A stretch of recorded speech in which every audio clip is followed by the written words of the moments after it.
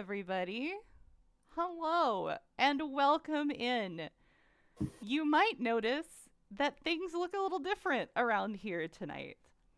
Um, Just a little. just a little different.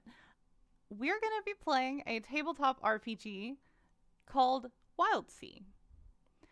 Wild Sea is quite a bit different from Dungeons and Dragons, in which I mean it is literally nothing alike except for the part where they are both tabletop RPGs.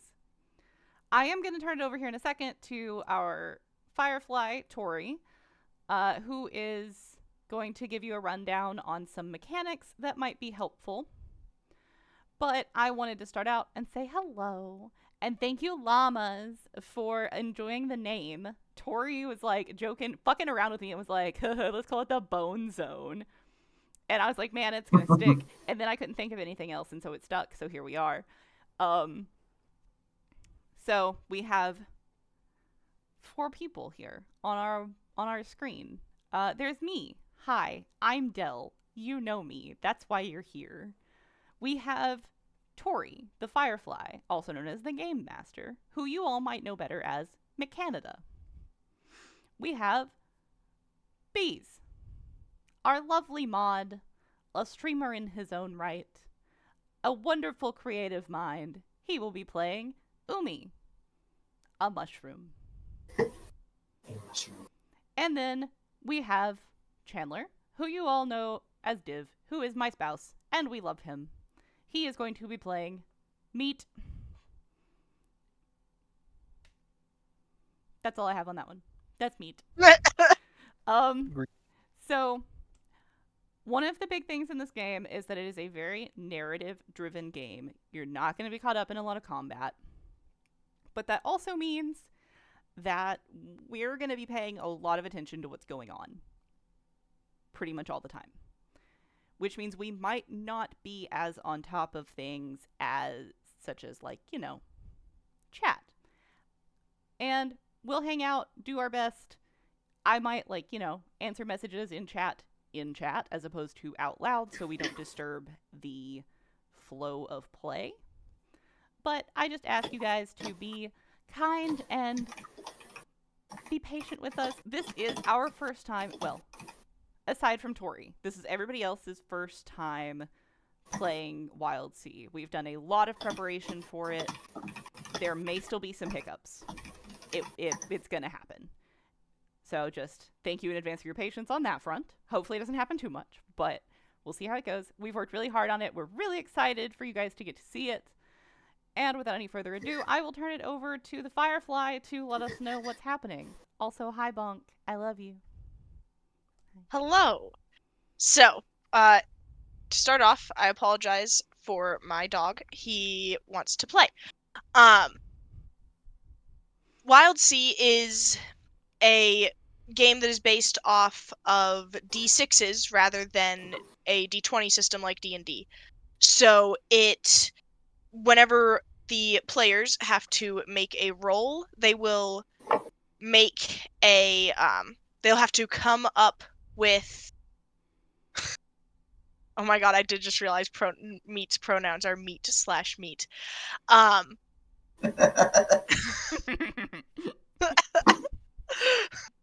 So when players want to make a roll, they will use things that they have on their character sheets that are things like edges, which are kind of their like innate talents, their skills, and then their assets, which are things like equipment or companions, that give them advantages on the roll, and they will use a certain number of d6s compared to each of those.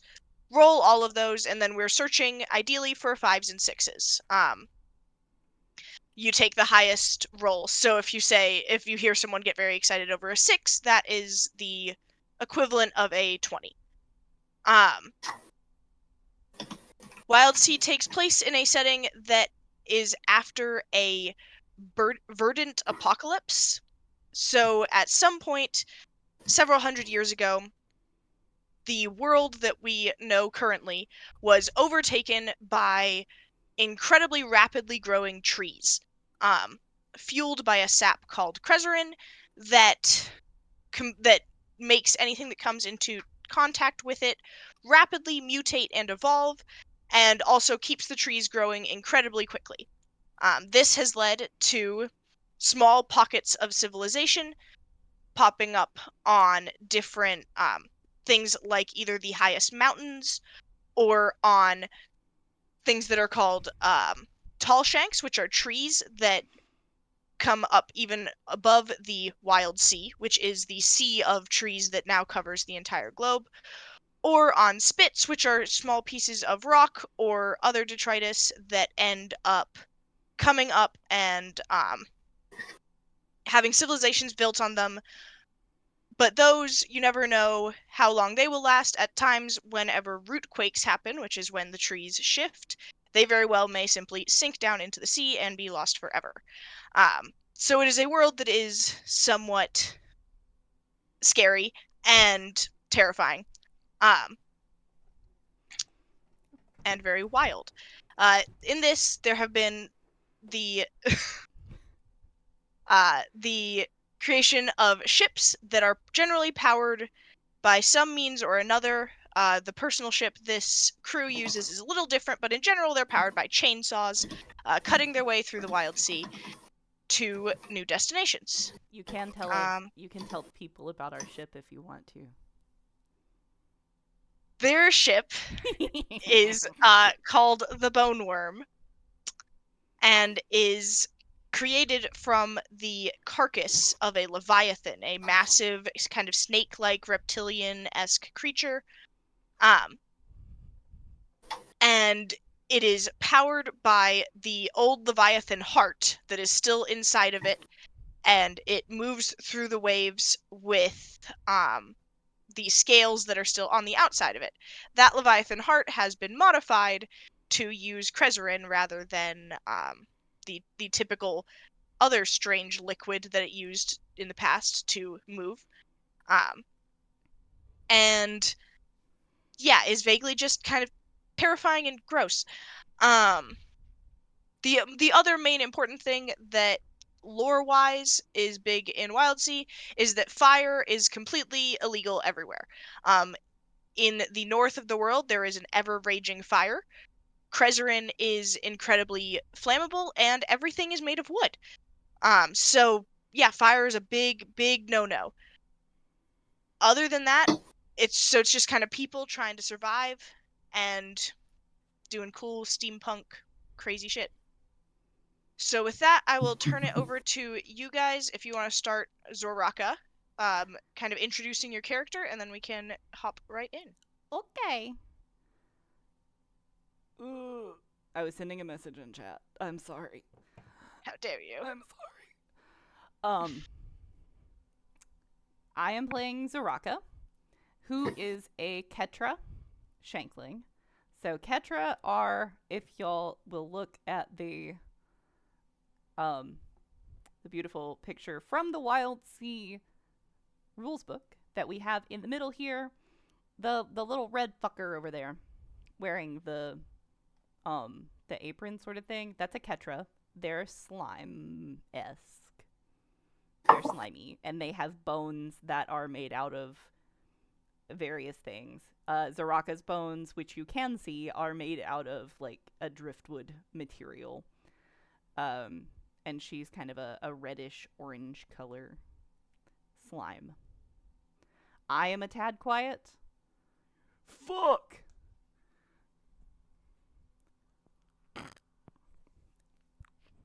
Anyway, is that any better? I mean, I can yell at you, I guess, if you want. Or I can turn Tori down.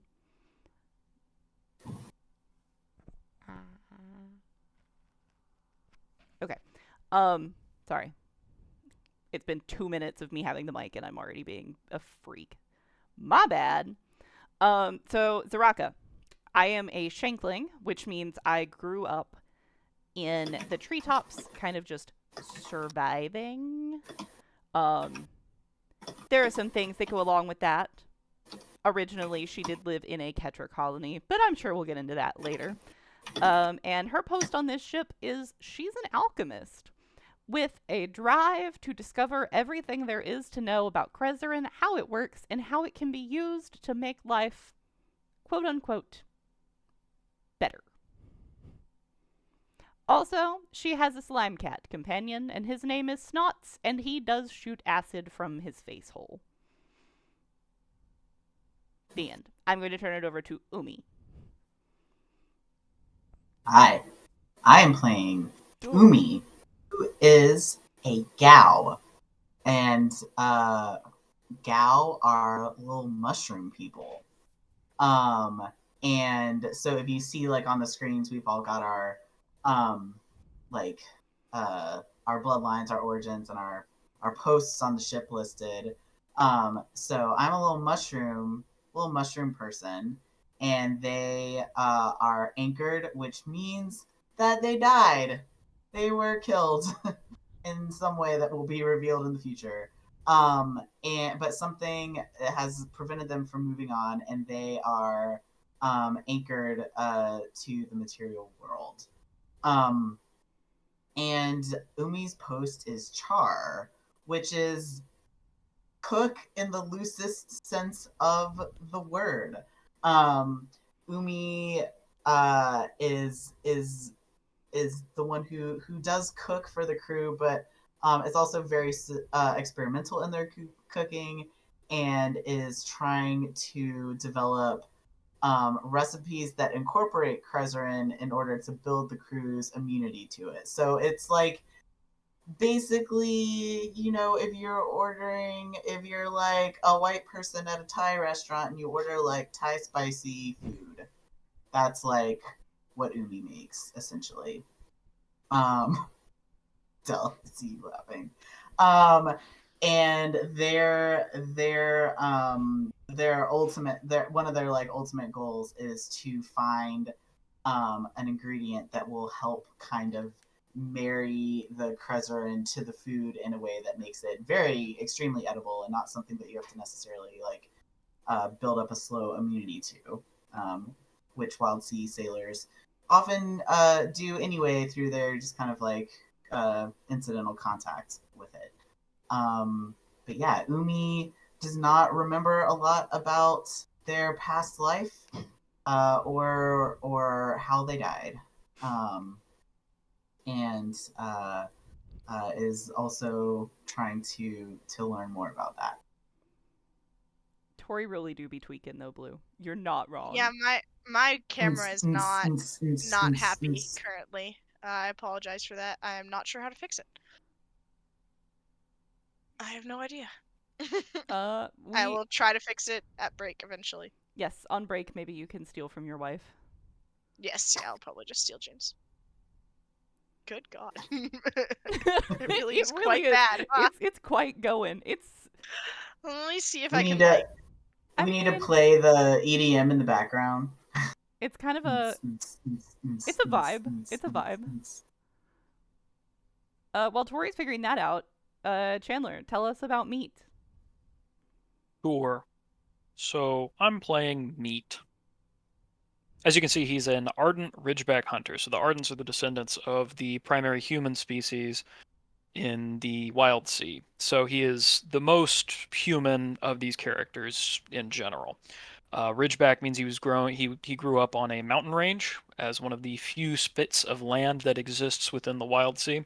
They grow them big there in the general preference. So he is a rather large dude. However, he grew up in a monastery, effectively. So the monastery that he was a part of is named the Inevitable Truth. That's the religion that he follows at this point. There are two major tenets to the Inevitable Truth. Well, the first is that all beings serve greater beings, as is such. The second is that in order to have your soul escape the plane of the Wild Sea, you have to fulfill your purpose through self-sacrifice in this service. So this harkens to the concept of the anchored. Again, the idea that your soul can be stuck here after you die. And the main focus of the Inevitable Truth is creating a way for your soul to exit this plane. And it does so through great service and sacrifice. And the primary vehicle for that is through the hunting and execution of leviathans. Generally speaking, with the final aspect of that eventually being defeat by a Leviathan. So, as growing up in the small community, they are generally non-personified as individuals. Hence my pronouns of meat and meat. So I'll be speaking in first and third person quite a bit here. Not a lot of second person, no pronouns really, aside from it or meat. As the general religious belief is that all individuals will eventually become meat. Why identify them as anything else? Bit of a nihilistic view, but it's a brutal world in the Wild Sea, and they kind of adopt that as their mantra. So that's the primary vehicle of his existence, and the general backstory on the ship formation and how we met as a group. We I left the community. Meat left the community of his small monastery mountain shortly before this group convened. It ran into some engine trouble after encountering certain individuals within a prior settlement. Meat is thoroughly convinced that it was saboteurs trying to wage a secretive holy war against the inevitable truth, which may or may not be true in this case, but regardless, his engine failed. Zaraka almost literally fell out of the sky onto the ship as she was experimenting with Krezerin nearby and decided that she would come down to help. Meat is convinced entirely, once again, that this was a sign of divine intervention, which is obviously not the case, though potentially it might be. And she fixed up the engine with her Krezerin experiments to pump Krezerin instead of the black ichor that the heart usually pumped. Later on, we moved out to a port into a farther sea area and encountered Umi over the course of a wintering there, and took them aboard. Took a liking to the Anchored due to history and past experiences with meat that might become more evident later. And then over the course of that winter, grew closer, and eventually are now setting out again on a secondary trip. I think that's meat. And covered a lot of our backstory with each other, too. Thank you! Because Perfect. I did not do that. All right, Okay. Firefly woman, tell us where we be. Okay. So we are beginning this story on the spit called Spire Launch. It is a huge piece of rock that rises very tall into the sky above the Wild Sea. The buildings are built into the side and on the side of the rock, so a large kind of spiral of very precarious looking wooden stairways, ladders, rope bridges, and houses are spotted all the way, spiraling all the way up this huge piece of rock.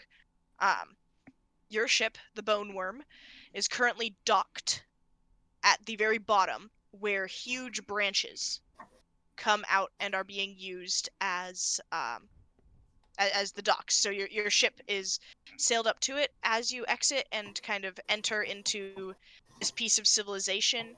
Um, it is very busy. You can see all around you. There are the stalls trying to sell things like pieces of roasted insect meat to little trinkets that they're trying to hawk off as like tourism souvenirs. You can see on the side, especially you, Zaraka and Umi, who are very looking at Krezerin, you can see small drips of Krezerin going down the sides of the branches. Um, and every once in a while, there is either an unfortunate soul who is down on their luck, or a very brave teenager slash child that are hanging down the side of the branches, collecting that Krezerin, kind of chipping it off um, into small buckets. And yeah, everywhere around you there are the signs of life and just the way things kind of exist here. It's very loud. There are tons of different languages being spoken all around you, and you can just see, you have to crane your neck up to see all the way to the top of this incredibly large and thin spit of rock. So what would you all like to do here? I would like to see if I can find any unusual specimens that I could use in my experiments. Okay. Where are you looking for that? Are you looking just around here at the docks, or are you gonna want to head into the town more proper?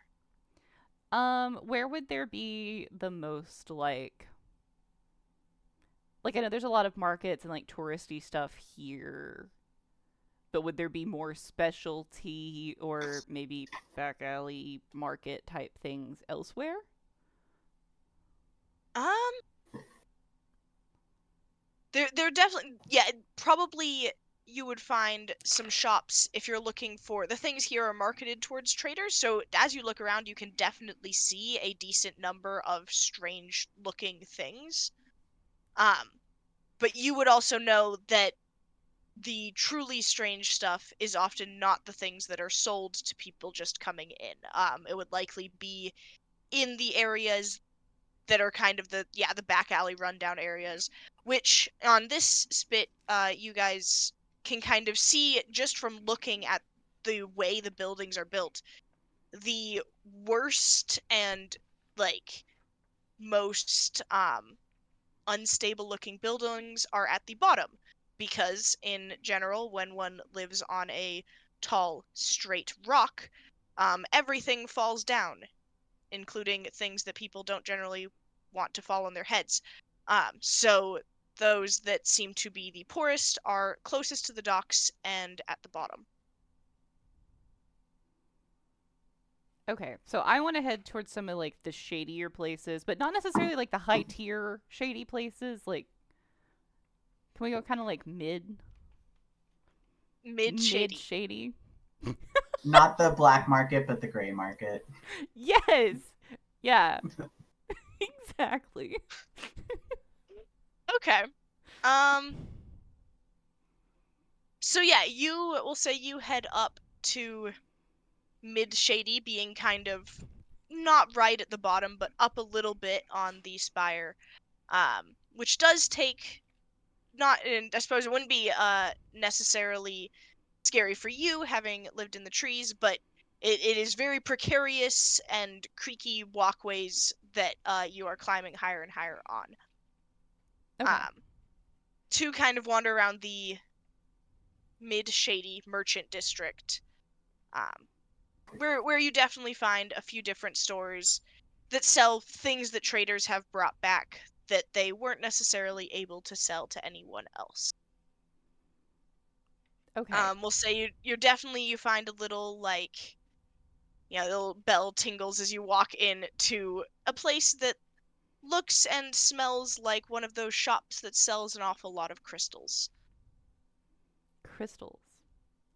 In our world, the shops that sell crystals and all sorts of little knickknacks and stuff like that. Okay. So I'm looking for like I want to hear me out. Okay. It's I never a good want start. Okay. So early into the game, and we've already got to hear me out. It doesn't take long for me, okay? I want We're hearing you to out. do some experiments with fossils Mm.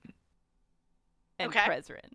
Do I have anywhere that would have like pre-verdancy fossils? Oh yeah. No, this is a good place for that stuff. Yeah, as you walk in, like I said, it does sell a good amount of crystals, and here a lot of those crystals are, it's like mosquitoes and amber, right? Mm-hmm. Krezerin hardens after a long time. Um, so you definitely, as you look around, um, there are a good amount of different things inside. Are you looking for something that was at one point living, or are you looking for just anything in Krezerin? Um, I'm looking for something in amber or Krezerin preserved somehow that was living, thinking more toward the non-insect or plant variety, like reptiles, small mammals, that sort of thing. Okay, Preferably something that is kind of on the larger side that I could break off bits and pieces to use in a variety of experiments. okay. Um, so as you're kind of looking around, a sizable, like, maybe not sizable, but a bit of an awkward amount of time since you walked into this store. You know, the little bell tinkled as you walked in, and you've just kind of been looking around with, like, no one in sight in the store for a good maybe 3 or 4 minutes. And then finally this little old gal walks out. It's kind of, like, short, and kind of bustles out and is like, "Oh, hello. Um, what can I do for you today, my dear?" Looking for fossils? Fossils. Oh, well, yes, and they kind of pull you over to um kind of through and back. The store is incredibly cramped and crowded. So even though you were in here for a few minutes, you only got like 2 or 3 shelves in because there's just so many things on every single shelf. Um, the gal kind of leads you back to the back corner where there are 2 shelves that are filled with all sorts of little. One of them is filled with like a bit more of what we would view as fossils, um, in that they're, you know, kind of bones, rocks type things. There's definitely a few things there that look less like animal fossils and more like possibly everyday objects from pre-verdancy. But the other case is one that you're more interested in that has all sorts of little things that are stuck in Krezerin. There isn't anything here that's bigger than about fist-sized. Um, they're all pretty small pieces compared to what you know exists out there. But you also know that big pieces are often they're pretty expensive. They're sought after. They're display pieces for the rich. It's a bit hard to get your hands on something that's really huge, but there are definitely a few little small pieces there that might match what you're looking for. And the gal kind of turns to you and is like, "Oh, any of these interest you? Are you looking for a more paperweight style or something that's just to give to a friend?" They're actually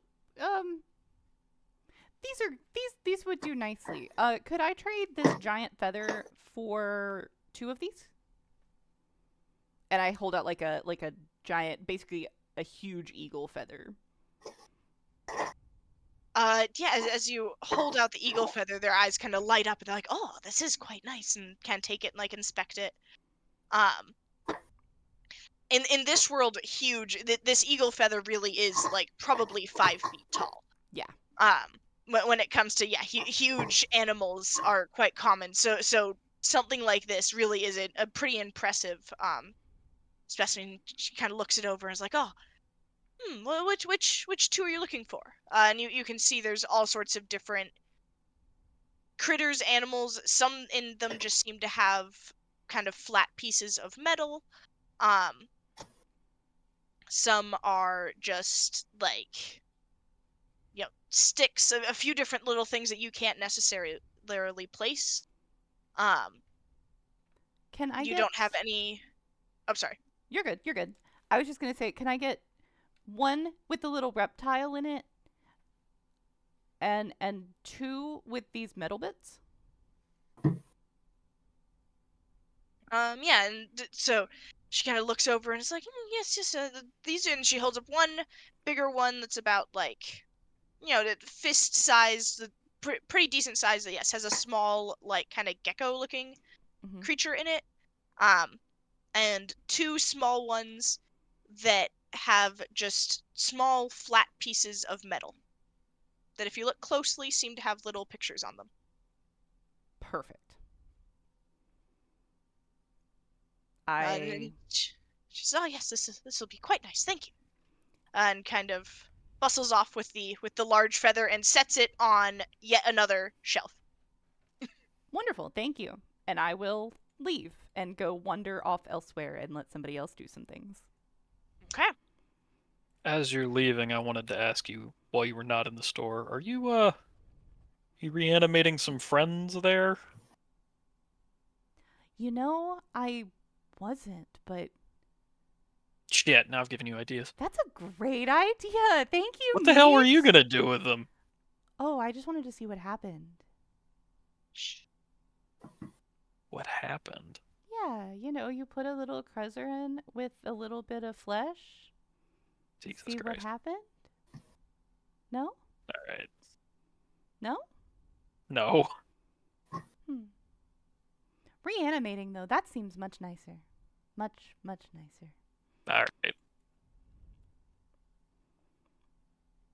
Where are you going? Yes, Meat, what are you off to? Good question. Do we need supplies for our next trip? In general, it's kind of just assumed you've got like the basics. If you want to look for anything specific, you can, but things like food and that kind of stuff is just like you have the basic supplies you need. I think I am eager to go out on the waves and start growing our repertoire of arms and armor, equipment, supplies. So I will do whatever is facilitated necessary for the others.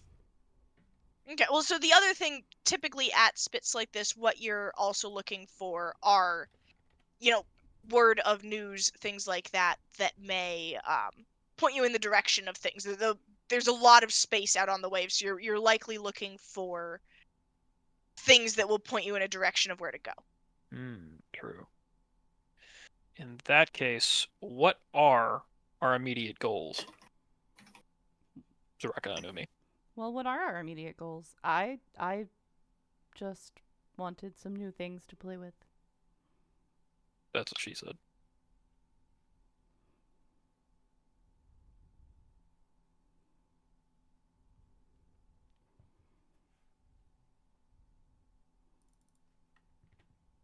Umi, you got any goals? Things are happening on screen. Yes. I'm sorry. No, I do.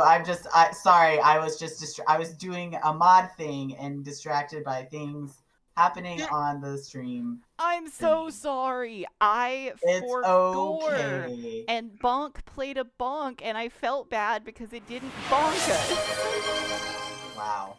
See, Wow. now I've played it for bonk. See, it's there. It's there. It happened. Good. There you go, bonk. Oh, that's cute. Okay. Also, can we just take a moment to appreciate that I caught a Jigglypuff in the Pokemon community game? I'm proud of you. I'm Just so now. happy. Anyway, sorry. I'm trying to do mod things as well. Okay, so Umi, they are using their spidey senses. No, they are searching for this mysterious the grand ingredient that is going to bring all of it together, that one uniting ingredient that's going to make the ultimate edible dish. And they don't think that they're gonna what the what and Sorry, they don't my think dog is that, barking. that's okay, I cannot hear him. But they don't think that they're gonna find it in this shady little, or not quite as shady, this medium shady black gray market. However, they are searching for the favorite nut of their Sioux squirrel, who I forgot to mention in my intro. But as the ship's char, Umi has a little squirrel who is their sous chef, their sous squirrel, so to speak. And they are looking for the sous squirrel's favorite nut. And the sous squirrel's name is pork chop. I love it. Okay. Pork chop. So yeah, if you're looking for food things, you know that there's a large food market. So I'd say you would probably make your way up to the food market. Mm-hmm. And when I say large food market, the food market is a decent size. The food is quite large. The Krezerin does make everything grow quite large. So when you're looking for nuts, you're looking for football, soccer ball, beach ball sized. Mm-hmm. And so as you kind of spiral up a little bit past where Zaraka turns off into this shop that catches her eye, and you end up at a, it's kind of a thoroughfare, except it's all one-sided because all the buildings are against the rock, where there's just the sound of people chopping things with large knives over and over and over all the way down. And as you walk down, you can see everything from huge, like, insects being butchered, to things like huge nuts that are sitting there that are being, like, sawed in half by a table saw by a char behind them. Okay. Well, Umi approaches the nut station, and is examining. Umi is examining the nuts, the seeds, like kind of like smelling. Are they allowed to touch? Is this a no touching? They maybe like try to like tap, the way that you like thump a watermelon for That sounds for markedly soundness. uncomfortable. Yeah, it's a kind of open market stall, so it's like a Yeah. angled stall that there's pieces of different kind of nuts and fruits and grains, Yeah. Del is all kind losing of it. arrayed. I'm Arrayed. So yes, you what? When bees went, I approached the nut. I'm sorry, I couldn't handle it. Oh my god. I'm sorry. That was not intentional. I'm so That was not sorry. intentional. I'm playing in character as Umi, who like would not know a sexual innuendo if it like curb stomped them. I'm so happy for them. You're doing great. I just am a child. Okay. So anyway, Umi, you touch the nuts. Umi resumes thumping the nuts. Oh. Yes, so you are able to kind of pick up, examine the nuts, and I will say Pork Chop absolutely hops off your shoulder and kind of runs their grubby little paws all over many of these things. You're getting the feeling that this place doesn't necessarily have a huge standard for hygiene, as it allows the squirrel to run all over the produce. And it does eventually kind of settle on one particular type of nut that's up near the top. Top shelf nut. Only the finest Yes. for Pork Chop. As you go up to pay, No. you do kind of hear the butchers going back and forth. This place does also sell meat in a separate stall than the nuts and grains. And you do hear a couple of them kind of talking about that they keep hearing hearing stories of a huge beast that a few people have gone out to slay, that is off to the south, and kind of a couple, there's a large ardent cook that is just absolutely like chopping through this huge kind of spider insect meat, with like a sword, pretty much like a knife that is this long, kind of talking about like, oh, I hope that if they catch it, they bring it back here. You get the feeling that these people often receive the carcasses after hunters are done parading them around, to sell. Yeah. So Umi is, the nut has been selected, but they kind of, as they're like that's all being packaged up and they're paying for it and everything, and they're leaning into this conversation and can't take their eyes off this creature that's being chopped up, like just the sheer size of it, and everything, and Umi kind of leans into the char, slicing and dicing this meat, and just and says, "What a magnificent." He Oh, kind you're of kind of talks very cutting out. slowly. Oh, sorry. Why? I Why, don't know. Mikes? Anyway, he says, "What?" Or they say, "What a magnificent beast. Where did you acquire such a specimen?" The Ardent kind of Char turns and looks at you. How tall is Umi? Um, they are a bit on the dainty side for a mushroom. A For a dainty gal. mushroom. So yeah, so the Ardent definitely does kind of tower over you. They are one that looks almost as tall as Meat, in fact.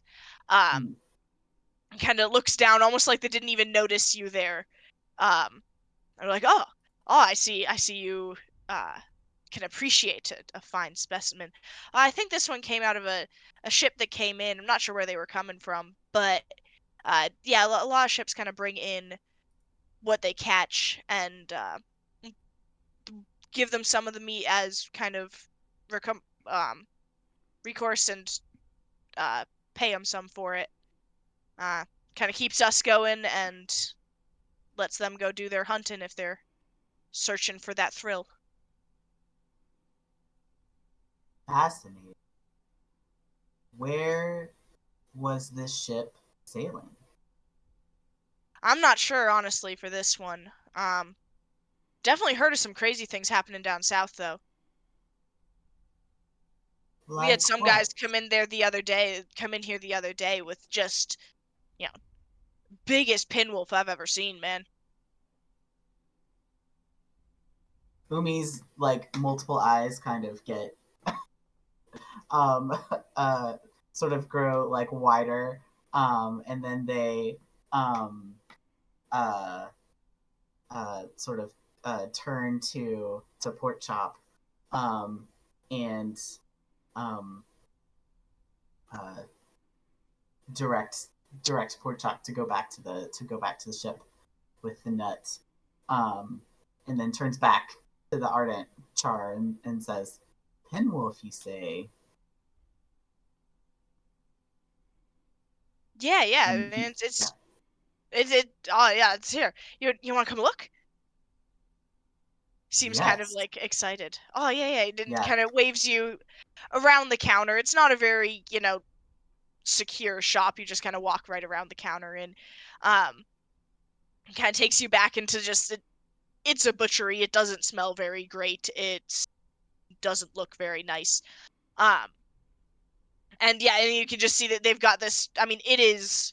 You definitely know pinwolves generally are like 6 to 7 feet long. This one's probably 9 to 10.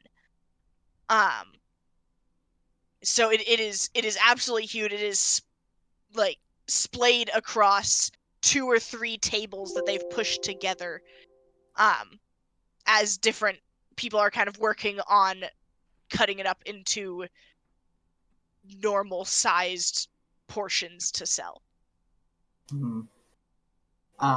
Umi kind of watches this with fascination and awe, just like at the sheer size of the thing and what's going on, and uh, and says that uh, I would like to buy 2 portions, please.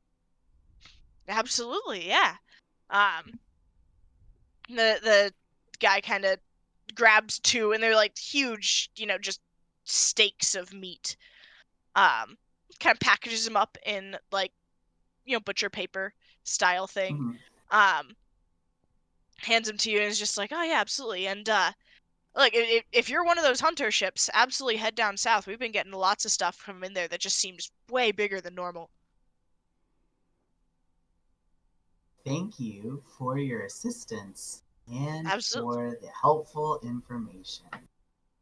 Leads to great cuts of meat, so you enjoy those. Will do. And Umi takes the meat and turns back to go follow Pork Chop and find Zaraka and Meat. Takes the meat to go back to Meat. Okay, Meat, is there anything you want to do while are you just following one of these two around, or is there anything you want to do while you're here in port? Meat is just following people around, looking large and making sure nobody gets, too close by. But Okay. I assume Umi shares that piece of information with the group? Yes. When Umi meets back up with the rest of y'all, they share about the crazy big spider thing, the pinwolf meat, and that there is some shit going down south. Large critters? Sounds like my kind of game. Mm-hmm. We could do that. Umi also holds up the two giant steaks, and they say, I got two, one for eating and one for experimenting, and kind of gives Zaraka a conspiratorial look. That was very thoughtful. Thank you. I'll do some weird shit on my ship. Our ship, Meat. It's our ship. Our weird ass ship. Our magnificent vessel, which carries us safely through the sea. Weird. But fair enough. I just need you guys to know, you guys and the chat, that I have received a message from the almighty Peebs. And next stream for this, we will have a new emote. For Blue has created the nuts. Is it a large nut? A sizable nut? A I'm touchable going to save dirty it, nut? and I will send it to you guys. I will send it in our Discord, which if you're not in our Discord, you should be, so you can see things like this. Oh! I can do my things. I win. Damn it! Damn it, Del. What's the point of having a mod? Well, we're both doing this, so. Anyway, sorry for that interruption, but also the nuts was fucking killing me, so. Yes, no, it's important. It's worth it. A magnificent nut. Magnificent is Umi's favorite adjective. I love Umi's voice. I do too. I really love it. Okay. I mean, he's kind of like a ghost mushroom. They're kind of like a ghost mushroom, so. He's making it work. Okay. So, yes, if there's nothing else that y'all particularly want to do in this in Spire launch right now, then you're welcome to head back to the ship and head out, or you can kind of keep poking around if you're looking for anything else. We should probably look for some work. Yeah? I mean, I'm cool going on just a pure hunting trip, but if you guys want to find something else that happens to take us to the south, I'm cool with that too. We can go on a hunting trip. I'm sure some beastie parts would make wonderful experiments. Still weird. Not used to that. Let's be off will then. Be fueled by the most magnificent wolves. Hi, Naki. Oh, good gosh. Oh my god, there's people. so many of you. Oh my god. Hello, Naki and friends. Fargus, Carmine, my darlings. Thank you, Leonidas, for the follow. Welcome in. Oh my god, this is chat's moving so fast. Hi, Naki. Thank you for the raid. Bees is gonna give you a shout out in 1 second. Hi, Necro. Hello. It is already done. It is already done. Oh my god! Thank you for the follow. You guys are nuts. Get it? Nuts. Nuts. Anyway, put our little game on pause for just a second. For those of you that don't know me, my name is Dell. I'm a variety streamer. Tonight, you guys have caught us on our very first ever episode of the Wild Sea Tabletop RPG. We did go through a little bit of like rules and stuff that might help you, but basically the whole world is trees. Big, tall trees. Like the whole thing. Tori can explain it better, but we have our characters going. We have in the stream with us tonight, we have Tori, who is our Firefly, our game master. We have the ever wonderful Jory Bees, local mod, streamer, creator extraordinaire. And we have my locally sourced mod. Locally sourced mod. And then we have my spouse, the love of my life, Chandler, playing Meat over there. Hello. And believe it or not, Meat is the most humanoid of all of our characters. I'm a slime. Umi is a mushroom. I have a slime cat named Snots. Bees has a squirrel. And Umi has a Sioux squirrel named Pork Chop. Yeah. So we're doing because great. in games, I name all my silly little animal friends Pork Chop. As you should. So that's what's happening tonight. If you guys want to catch us every week, we'll be here on Monday nights at 6:30 Eastern Time. And I will be posting the recordings on YouTube for if you miss a week. Other than that, I do stuff like virtual novels and the occasional dating sim, World of Warcraft. Catch us on Thirsty Thursdays. We do horror games. We're playing The Last of Us on Sundays and or streaming 7 days with your very own Knick Knack Knacky. So, lovely to have you. Goodbye, Fargus. I love you. Have a good night. Meat. Yes, exactly. I've got an Ash. I didn't say hello to Ash. Ash getting it with the dancing raptors, as usual. Batesy and Steph. Oh my goodness. Look at everybody. That's nuts. That's insane. So I guess you guys came here to see content, hypothetically. I don't know. So hypothetically, we were headed back to the ship? Yes, so our intrepid group has just learned that there are strangely overly large animals showing up in the south, and so they were likely heading off to kind of hunt those. So yeah, you all head back to your ship. It's pretty small since it's made to be crewed by 3 or 4. So your common room is kind of fully taken over by the myriad of different experimental things. There's a stove. There's another stove. There are experiments on some of the eyes and food on the others, and no one except you two is really sure which. But it is home. So you all are able to make it back to the ship. If you want to kind of do any sort of roleplay, anything here, or we can skip forward to kind of the next morning when you would be heading out. I would just like to make sure that Umi brought enough extra nuts and berries for our crewmates. Yes. Umi turns oh God, I forgot about the to Pork squirrels. Chop and says, "Now, Pork Chop, remember, you must share the nut with the other."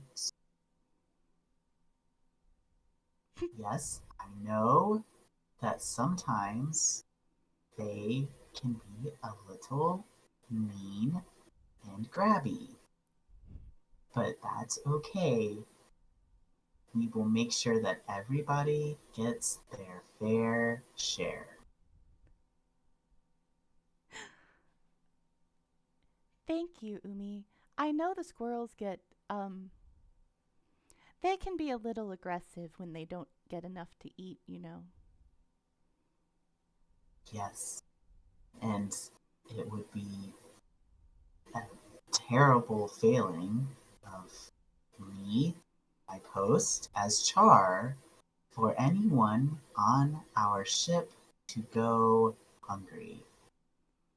As That's you're very having this true. conversation, you look around and there are like at least 20 eyes staring at you and in that bag of nuts from every corner of this room. So Umi takes the bag of nuts from Pork Chop and asks the flingers to form an orderly line. Don't shove. Everyone will get their fair share.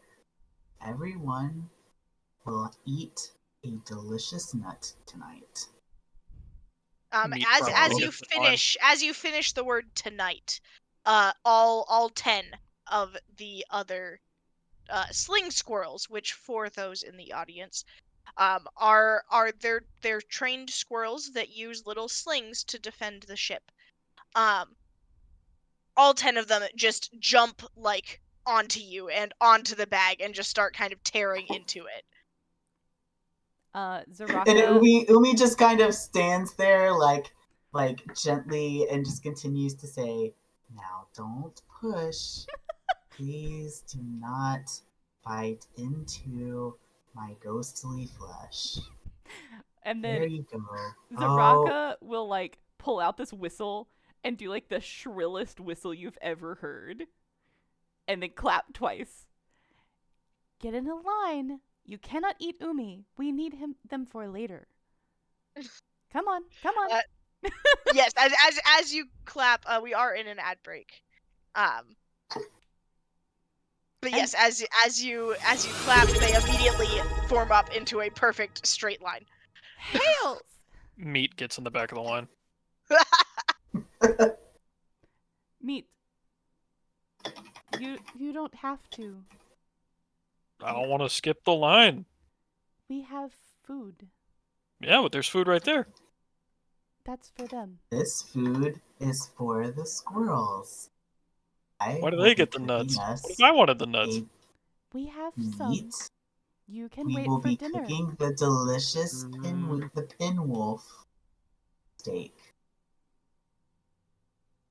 Oh, hello, Fine. Hales. Hello. I love you. I can't believe you've been here for 4 months. 4 months feels like so fucking long. You're amazing. Carry on.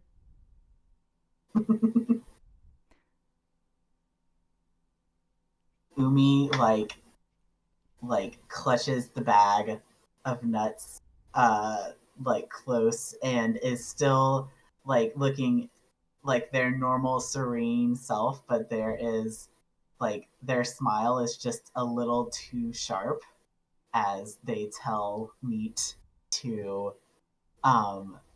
get out of the nut line. Fine. I'll wait for my food like a normal person. While this Thank is happening, Meat. after I get all the squirrels all lined up and stuff, I'm gonna start shaving off pieces of the fossil of the reptilian fossil into appropriately sized vials. I did Okay. not know what you were gonna say after that. Shaving off, did not Always know. expect the unexpected. Yeah, that could have gone so many ways. And for Umi once, is it was normal. Umi is going down the line very serenely, just taking a piece of nut out of the bag and putting it into each squirrel's outstretched hand, like they're in kindergarten or at communion. Take your pick. That's so fucking cute. The squirrels do each take it run off like 3 steps and then immediately begin squabbling with each other, and kind of chasing each other in circles, and they kind of run off up the sides of into all of their little hidey holes and where they spend their days. The order does kind of disappear very quickly, but it was very cute while it lasted. Umi takes a particularly large piece of the nut out of the bag and finally gives it to Pork Chop and says, "Thank you so much for waiting patiently, Pork Chop. Now please eat your dinner, and then you can help me cook the pinwolf steak." Pork Chop very happily takes his food and sits in, I assume you've got like a little place for him. Yes. So yes, so he'll go sit in his little place and happily eat his dinner. Because he is a good squirrel. I imagine his place being like, you know when people build like cat shelves? Mm-hmm. Like all in their like wall and shit. That's what I imagine, except a smaller squirrel-sized version. Yeah. Perfection. Also, did my shout out for Hales go through? Because it is not actually showing up on my chat. It's just... It is not showing up on mine either. I fucking live like this, I guess. Thank you, Twitch. I don't know if it did. Did you do the big shout out or the tag shout out? I did the baby shout out, but you can do a big dick shout out. Hales deserves it. I'll do a big shout out just because I think there's maybe a timer on it, because I did that one for Naki. Thanks. Big shout out for Hales. We're still learning the technical parts of this, which is the fact that Bees is on the screen with me and not in the chat with you.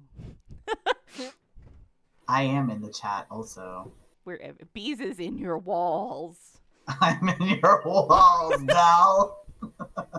I need you there. I would get nothing done otherwise. Okay, so Zaraka, with you kind of shaving those little bits off, what I would like you to do is start a 3-track somewhere on your character sheet.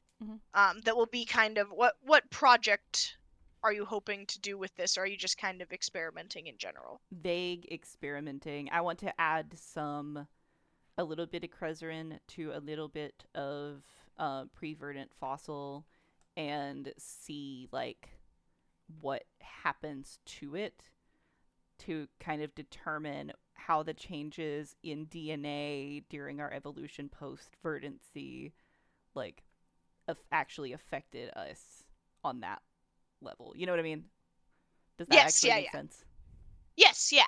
So yeah, I'll go ahead and start like a 3-track. So one of the things that you can do during during journeys, just like during downtime, is you can say like, okay, I'm gonna work on this thing. Okay.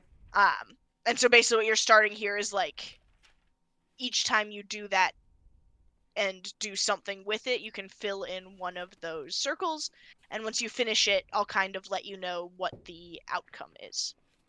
Okay. Does it matter what I call it? I mean, I guess it matters. I mean, yeah, but whatever you want to call it, but it's, like whatever experiment you want to name it. Okay. Just as long as you know what it is, that's what you're doing when you say, like, I'm working on the Krezerin experiments. Okay. Okay.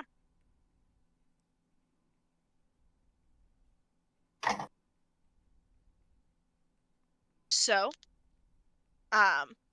Umi, are you doing anything in particular with dinner tonight that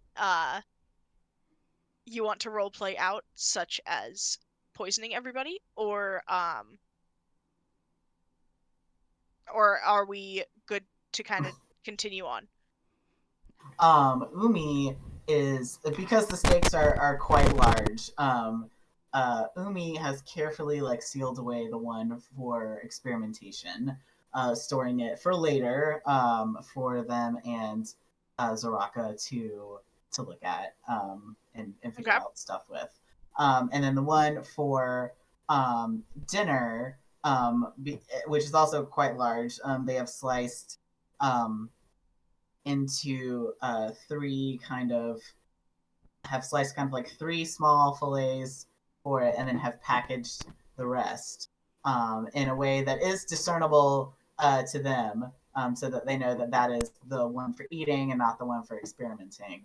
Um, because they're like, I'll probably make some beef jerky later with the pinwolf steak.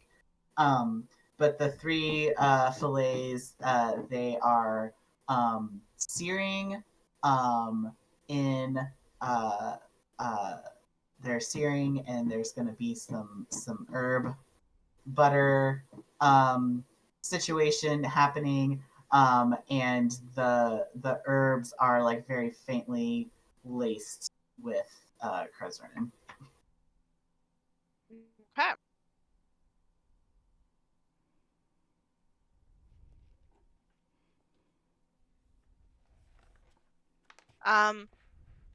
So yeah, as you all eat this wonderful meal, once Umi is finished with it, I'm imagining you all kind of crowded around a table that's, once again, you only have the one common room, so you're just kind of like, you had to move multiple experiments off the table and just hoping that there's nothing too bad that got spilled on that table as you eat.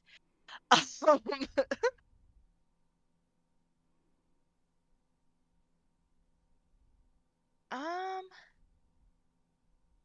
I'm just gonna make a roll here. Okay. So as you all are eating, you two, and you as well, Umi, you're the other two Zaraka and Meat are starting to get familiar with the taste of crezerin in their food. Umi, you are quite used to it, and in eating this, you get the feeling that there's a bit more in here than you thought, than you may have meant to put. Oh dear.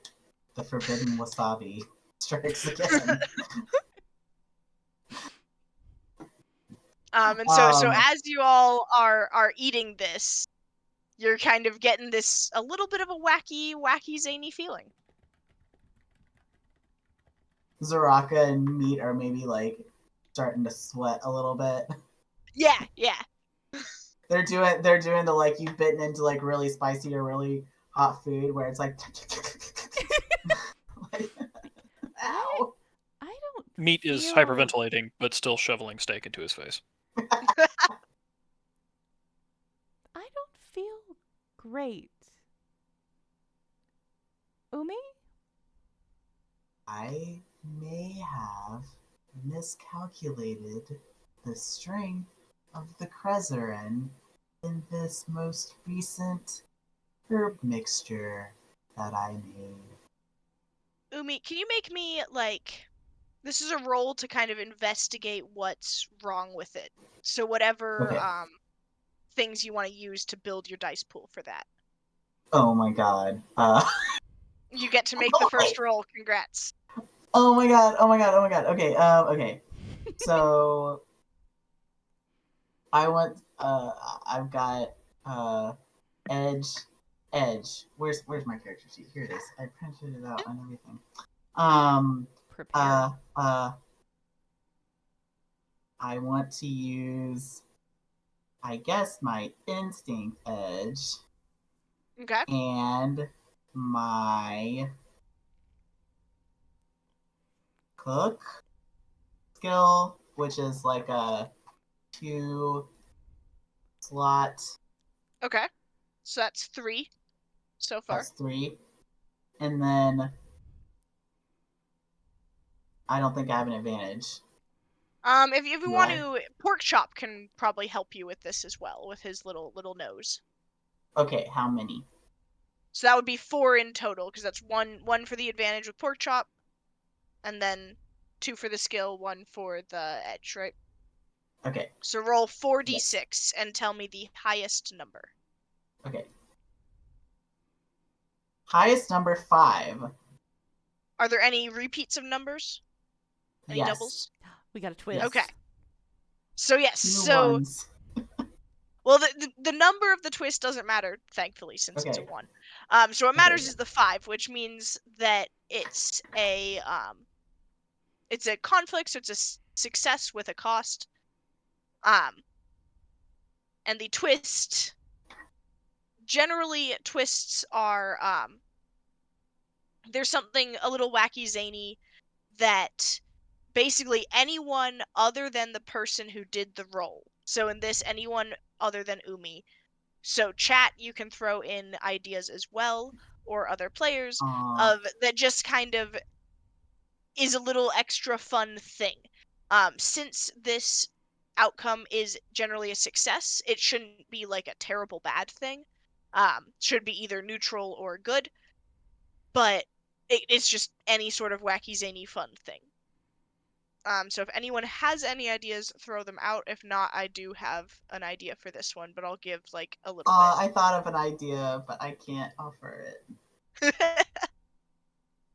If no one else comes up with one, you can offer yours as well. But I do want chat to help us out with this, in general, as well, because I feel like that is fun.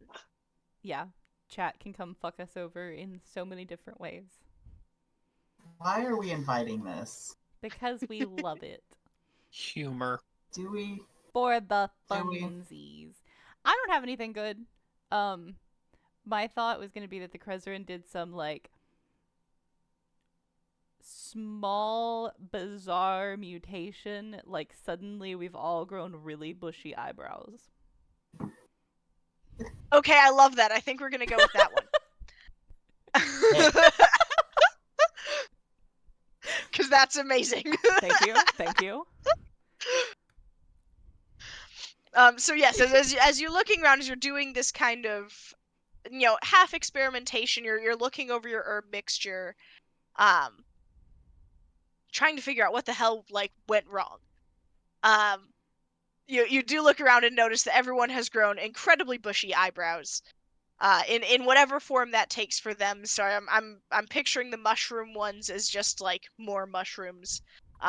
Yeah, just like a tiny little, like a little like row of like tiny little caps or whatever. I've got like slime poking up that's kind of doing this weird wave thing as it grows.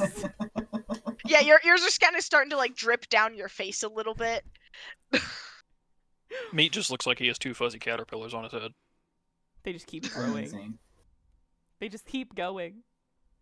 But so the success with conflict of this, you do kind of, it takes you taking another couple bites, sampling some of the meal and then some of like the herb rub, that you're kind of realizing the herb rub that you used has exactly the amount that you thought was in it. And so it seems that the meat itself had Krezerin already inside it.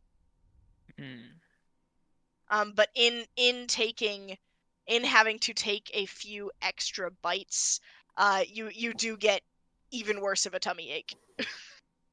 Not the tummy.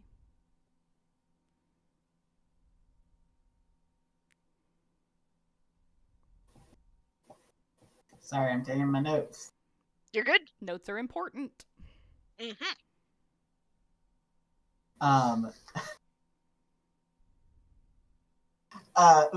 Umi just kind of like, plucks one of the little mushroom eyebrows, little mushrooms growing out of their eyebrows off, and it's just like fascinating, and puts it in like a little like specimen jar. Oh, Perfect. Zaraka's totally like pulling out a notebook, like writing this shit down. This could be very important later. You don't know.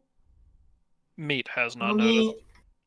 Umi also puts a piece of the meat in a specimen, like making sure that it's got a good amount of the herb butter on it, so that is an important factor. Well, so Umi takes like a piece of the steak that they've cooked and puts it in a specimen jar, and then like scrapes off some of the herb butter to put in order to like just double check and isolate all the things.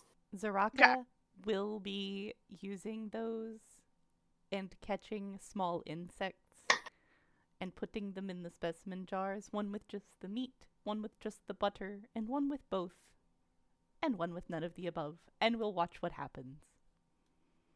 And also, she will reach out and gently stroke one of Meat's very long eyebrows, trying to figure out what the fuck is going on. Meat raises an eyebrow at this, and only at this point notices from the massive shifting of hair on his forehead what exactly is going on. Yeah, it is like growing rapidly, like starting to get into your eyes, thick eyebrows. So much eyebrow. So Meat much uses eyebrow. one hand to hold his eyebrows above his eyes and the other to eat the meat. The more you're eating, the more your eyebrows are growing. Meat has not put that together. Umi plucks off another eyebrow mushroom and eats it. Takes a little nibble. Umi, I don't think that was a Auto-cannibalism. great idea. Tastes like yourself. You just ate you. It was an experiment. Fascinating. I don't know that you know what that means. But okay, we'll go with that for now. That's Fascinating fine. or experiment? Okay, we'll go with that for now. And They Zaraka write it just down, walks it's away. science. No, like Umi was asking, like, were you saying they don't know the difference between, they don't know what that is? Do you mean the word fascinating or experiment? She is not elaborating. She is walking away. Okay. Sick. Okay. Well, so you all go to bed, with very upset stomachs. Meat, especially if you ate all of it, you've got it. It does not feel good. The worst Taco Bell experience ever. Sounds about right. And yeah, just ended up a lot more than you planned. But the next morning, you are able to wake up and head off out into the wild sea. And I am going to call a break there. We have a 10-minute break screen, right? Mhm. Because I need to feed my dog. Before we go to break, how big are our eyebrows? By the time you wake up the next morning, you sit up and a ton, like the amount of like a small cat amount of hair falls into your lap off of your face. It's incredibly itchy, but now you have no eyebrows. Your eyebrows have fallen out. Fascinating. But the very bushy eyebrows are gone. Zaraka, you wake up to just like extra slime dripping down your face. And Umi, your mushrooms are still just kind of there, but they've, died and you can just kind of brush them off. Incredible. Yes, and now we will go to a 10-minute break while our lovely Firefly goes to feed the pupper. If she loves us, she will pick up the pupper and show him to us before they exit the premises. Oh, yes, let me. Well, first, I do have someone else to show you. This is Magic. Hi, Magic. He's perfect. Hi, little baby. Perfect. Little baby. And this... Kels, come here. Oh, this is Paladin. Is that not the most dog-looking dog you've ever seen in your life? He looks like an emoji. That dog is next to the word dog in the dictionary. Yeah, that's like when you ask a first grader to draw a dog, that's what they draw. We joke that we should have named him Spot. Yeah. That's just a fucking dog. That's a whole ass dog right there. Man. He is perfect and we love him. So true. Go feed him and we will take a 10-minute break. People in the chat, feel free to hang out. We'll still be here modding, hanging out in chat, doing things. Go pee. Get a snack. Yes. And when we come back, we will head off Into the in wild search sea. of very large animals. We love to see it. All right, guys. We'll be right back.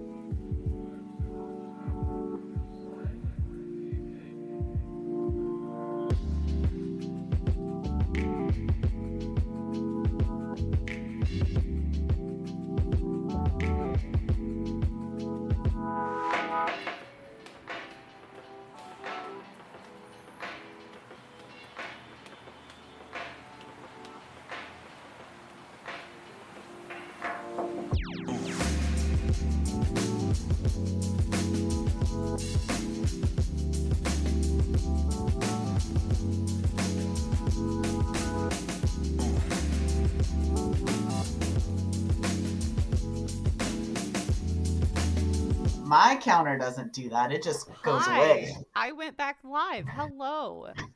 We were just discussing how the timer goes negative so y'all know when we're late.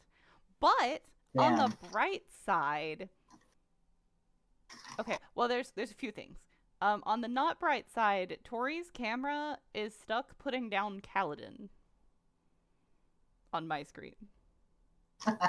In mine as well. So that's interesting. Rip Tori's camera. So fucking true. If Tori sends me an updated link, I will fix this thing. The other thing is that I have added Blue's emote for the nuts.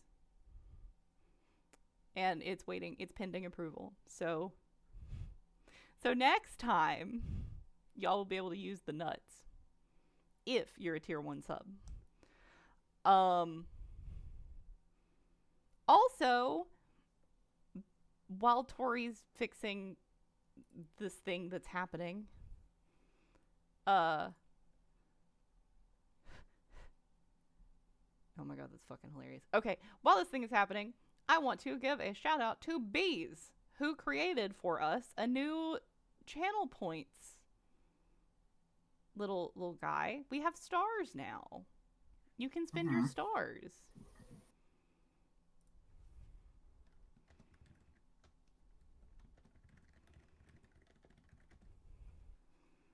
I found a star in the style that Dell wanted. Yeah. And I traced it and colored in the colors that Dell wanted. Haley and Paley. That is how the star was born. Hi, Haley. Welcome in. Shout out. Shout outs for Haley Paley. Please and thank you. How are you doing? I know you're just lurking about, but you know, hi. You're incredible. I'm honored to have you here. Okay, we're back to the camera that vibes sometimes because for some reason now it is not registering the other camera. So I'm just staring into an abyss. Thank you. Well, Blue has made a fun new emote for us to use when your camera starts raving. So we'll have that next week too. Of course, perfect. Haley. We were on a break and then our ship broke. Hey, there's I turned that off. And now it doesn't play the actual fucking blurb. We'll go in and figure it out, though. The blurps make me homicidal, you guys. In case anybody wanted to know. I somehow managed to figure it out, though. Are you just calling me bad? Because that's just kind of mean. I mean... I'm not calling you bad. I'm just saying... I can't believe you would do this to me. I can. Okay. Sorry. Watch me, eat these little gummies. Not well. I don't understand. They're actually very cute. They're, little, summer shapes in, various tie-dyes. This one is a crab in, lesbian flag colors. Amazing. Happy Pride, lesbians. All hail the lesbian crab. She's up there in the corner. Hey! True. What? What? Anyway. We'll figure out the blurbs. It'll be fine. Only.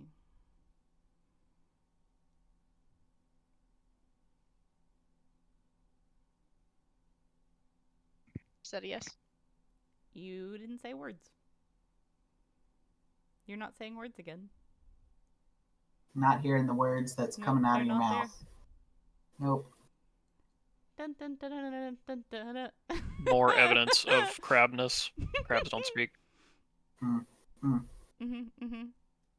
This one appears to be just all of the colors, so little LGBTQ Rainbow crab. Ally. What about now? Can you hear me now? Yes. Yeah, I can hear you now. Okay. Less evidence for crabness. You're a crabness. Okay. I just had to maneuver my chords and try to make them work. One day we will update your setup. One day. Eventually, maybe. Okay, are we good to go? Yes. If my setup will stop trying to screw me over. Mm-hmm. Okay. I mean, I had to switch to like the OG, like. Oh yeah, you've got the fucking iPhone little earbuds. Like iPhone 4 earbuds. Oh goodness. Okay. So we come back in to you all heading out the next morning. Just kind of heading in a southward direction. You don't have any sort of exact idea of where you're going, other than south. But so that means we are starting a journey. So Wild Sea Journey.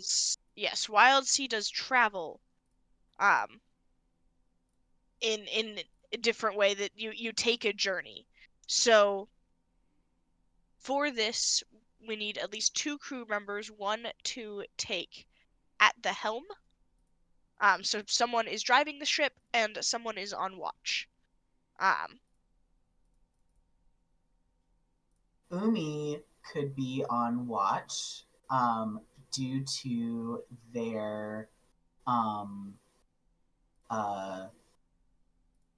signaling abilities. So, and who is going to be at the helm? Who is driving? Meat can handle the helm. Okay. So first, Meat, then, I need you to decide with your teammates, if you'd like, what you would like to do. You can either just cut a path, which is just traveling normally, moving at a decent speed, but not any super, not going super, super fast. You can forge ahead, which is going very fast. That allows you to mark 2 progress boxes instead of just the one that you'll get cutting a path. But it means that you may run into encounters before you're fully able to assess the situation because you're kind of going recklessly. And yeah, the other one is drop anchor, which since you're just leaving, I'm gonna assume you're not gonna do that. Let's do a normal cutting a path. I don't think we're in any particular hurry, and it'd be bad to get blindsided by a giant monster. Okay. So now that we know that, Umi on watch. If you can just go ahead and roll 1d6 for me. Why do I have to roll this? Oh god. A 6. Okay, that's good. So that means you got a 6, a 5, and a 6. Is peace, which is the general best result. So this means actually that just nothing super happens. So you have time, even if you're on watch or at the helm, especially as you guys kind of trade out throughout the day just goes pretty smoothly. If there's anything you'd like to do, this is the kind of time that you can do some of those experiments to increase that progress track. Anything you'd like to work on. None of you guys have any damage or anything, so but generally you'd be able to do that here as well. That you guys can just you have a nice easy day.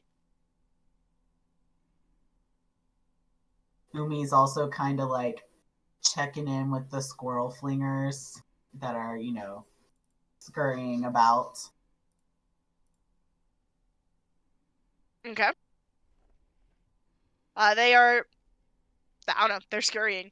As you kind of check in with them, they seem to come up to you, sniff to see if you have any nuts. Do you have any nuts on you? Umi has a couple of like little nut like crumbles still like in their pocket. Shut the fuck up, Del. Oh my god. Then you Anyways. clearly have you quickly have squirrels in your pockets. They do not seem to be paying attention to your checking in. Squirrels in my pants. Umi is just squirrels in my pants. Umi just like, you know, like it tolerates this because it doesn't really bother them. They're just like, I'm glad to see that you are having a good day. One of them kind of like snuffled, picks off a little bit of your eyebrow that you hadn't fully gotten off this morning. Just mushroom eyebrow. It eats it. It eats the mushroom eyebrow. I am happy to have provided sustenance. It's gotten a taste for living flesh. Umi's motto as both a gal and an anchored is, you cannot kill me in any way that matters. And they just kind of like quietly walk along after that. Oh my god. Perfect.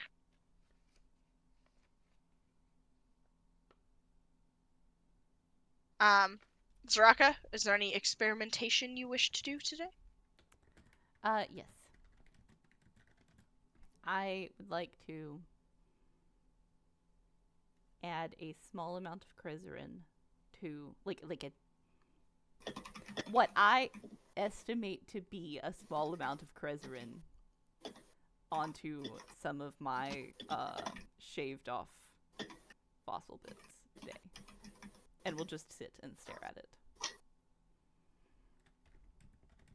So are you shaved off fossil bits? Have you gotten down to the little gecko that was in the Krezerin fossil? Ooh. And are shaving off pieces of it, or is it still like in there? It's still in there. So no, this would be the point at which I'm gonna be like melting down the Krezerin to be in a useful form and like adding it to its own little vial of stuff as I shave it off. Make a roll for me. Make an experimenting roll. Okay. I got this. I'm good at things and also stuff. So true, you are. Okay, so I have a 2 in concoct. Okay. So that gives me 2 dice, right? Yes. And then pick an edge, and then if you have any aspects or anything.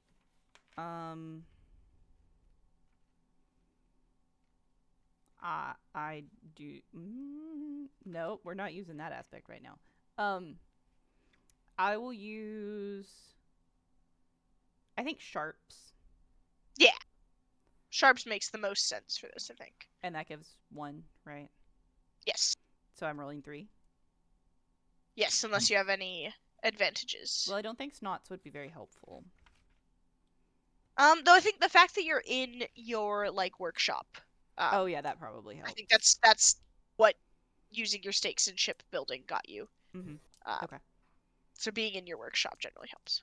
Okay, so I'll add 1. So you're rolling 4. Rolling 4. Okay. That's a 6 with a twist. Okay. Okay, so 6 is complete success. Hell yeah.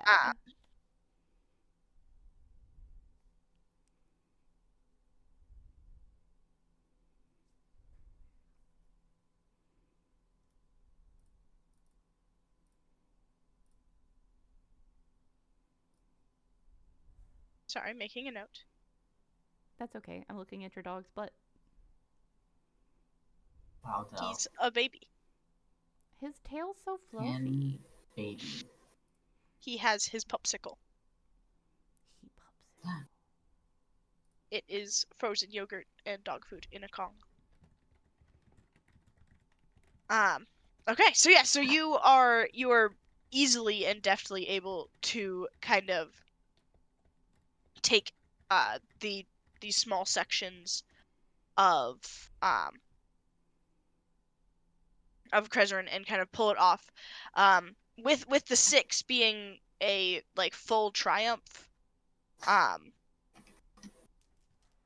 it is easy, and you're able to almost get down to the all the way down to the little lizard thing that's in there. Yes. Do I mark a box? Yes, mark a box Yes. in your thing. That's very satisfying. I like that. Did I get to mark a box on something? Did you start a project? No. No. Do you want to start a project? No. Well, I mean, did the whole thing at dinner count as starting a project? Well, I did save my little things. Well, so yes, if you want to start a project that is specifically to like experiment with the pinwolf meat, you can definitely do that. Okay. Is that a temporary track thing? Yes, so make that just do a 2-track for that. That's a kind of, you're running pretty specific experiments that have to do with this one specimen. And then so last night the roll that you made What does 2-track during mean dinner, again? so it's like circle dash another circle. It means that you're going to have to fill it twice. So Delaney's was a 3-track, so that she'll have to fill it 3 times. So it's just the length of the track. Dang. There are Well, like then, so many circles on this. No. So each one you fill. So if there's 2 track, if it's a 2-track, there's 2 circles, and you have to fill each of them. Oh. Okay. Right. So Delaney's is a 3-track. She just filled 1 of them. She's got 2 more to go. Like my tracks, I use boxes and X's. So like my 3-track has 3 boxes, and I have to put an X in 3 boxes. Okay. So I have to put an X in 2 boxes. Right. Yes. Yeah. It's just a way of marking progress. So last night that roll was really just to see if you could figure out what had gone wrong. So you figuring out that the meat itself had Krezerin in it before you'd ever added any, was what you got out of the roll that you made. If you want to spend your piece day to day kind of working on that, you can. Okay. I shall do that. Okay. What are you doing to kind of do these experiments? Well, Umi takes some of the unseasoned meat that they saved the night before, and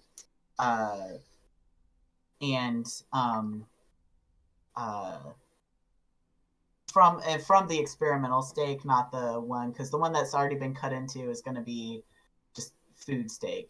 But the experimental steak, taking little samples from it, and basically experimenting with like, does cooking them affect the the potency of the Krezerin? Does it activate the Krezerin in any way? Do the herbs like, are there different things that potentially also exacerbate the Krezerin, other than the like, not the herb mix that had Krezerin in it already, but just those kinds of things. So you're just kind of cooking up little bits of it and doing your best to figure out whether that increases and doing lots of the amount of Krezerin. Yeah, and doing lots of taste testing along the way. Okay. So I suppose luckily, since I assume you've been doing this for a while, you do have a pretty big, tolerance to Krezerin already. Your tummy's definitely starting to hurt by the end of it. So you go ahead and make an experimentation roll for me. So whatever you want to use for that. Okay, so I think probably instinct again. Okay. And then cook, which is Okay. 2. And then um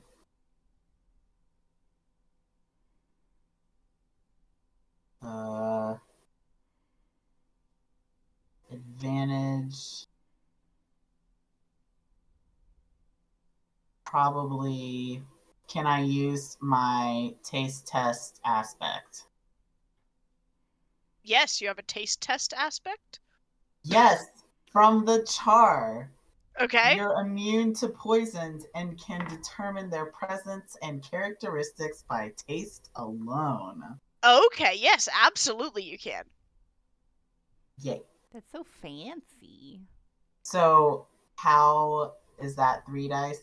That's 4 4. dice? Because you have 2 in cook, right? Right, yes.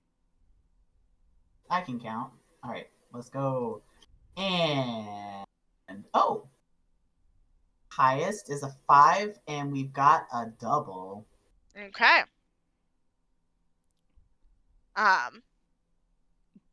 Chat, don't So forget yeah, you can participate in twists. yes. If anyone has any ideas for twists, please let me know. Twists seem fairly common, and I run out of ideas for them very fast.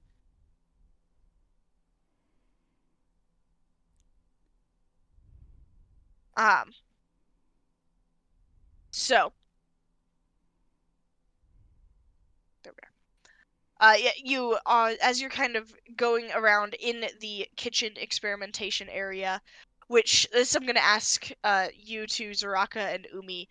Do you guys, when you're together in your common area, both experimenting at the same time, does it look like a, glorious choreographed dance, or does it look more like, too many cooks in the kitchen? Both? Controlled chaos.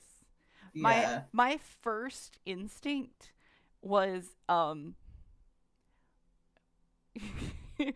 when Linguini first starts getting controlled by the rat in Ratatouille and he's pulling him all around the kitchen. And he's like weaving in between people and shit. That's the vibe I had. Perfect. I love Chandler in the corner just being like, what the fuck? That's a good image. So yes, yeah, you two are I'm just picturing like there's there's a kettle going off somewhere, there's things boiling over in one thing. It's just like this controlled chaos as you both run around jumping back and forth throughout the day. I'm totally Doing reaching these over them with my like goop arms to grab shit. Yes, absolutely. There's squirrels running everywhere. Um just overall, yeah, just a kind of chaotic place, but you are both able to get it done. Umi, all the taste testing, like I said, does give you a tummy ache, um, but you are able to kind of ascertain. Go ahead and fill one of those boxes.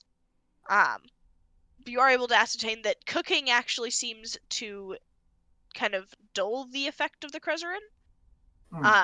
So this meat has a lot, like way more than you would expect um in a typical animal. Okay. Like if you eat a little bit of the raw meat, it's like far sharper than you expected.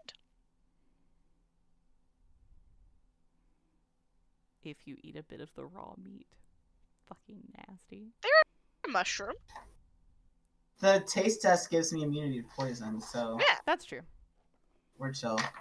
I can't be like poisoned by it, by the like properties of raw meat, not the Krezerin. So okay. So I fill in one bubble, like X in the bubble.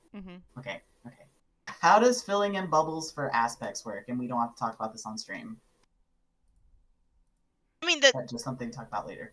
just the same way. If it says to mark a box, you mark it, and then you kind of like the other thing you can do during these like peace times, or just any time that you've got time to chill, is it basically healing, right? Is you can use, whether it's, if it's a piece of equipment that you had to mark, then it's like something, is wearing down and you need to use salvage to kind of fix it. If it's an organic thing, you use specimens, medicinal things to fix it. And so yeah, marking a track is kind of marking progress. Marking tracks for like aspects and things is marking damage, basically. Oh, got it. Got it. Okay. So yeah, so basically you're halfway through your progress on experimenting with this With the Crezerin. steak. Cool. Yes, with the steak. Okay. Meat, is there anything, what would you like to do with your time today? Meat is going to spend the first part of his morning, while piloting the ship, incessantly prodding his forehead, Okay. noting the astute lack of eyebrows. Mm-hmm. So in response to this, he has decided... Oh, we got an ad. Yes, it is an ad break. That's Should I okay. wait? No. Okay.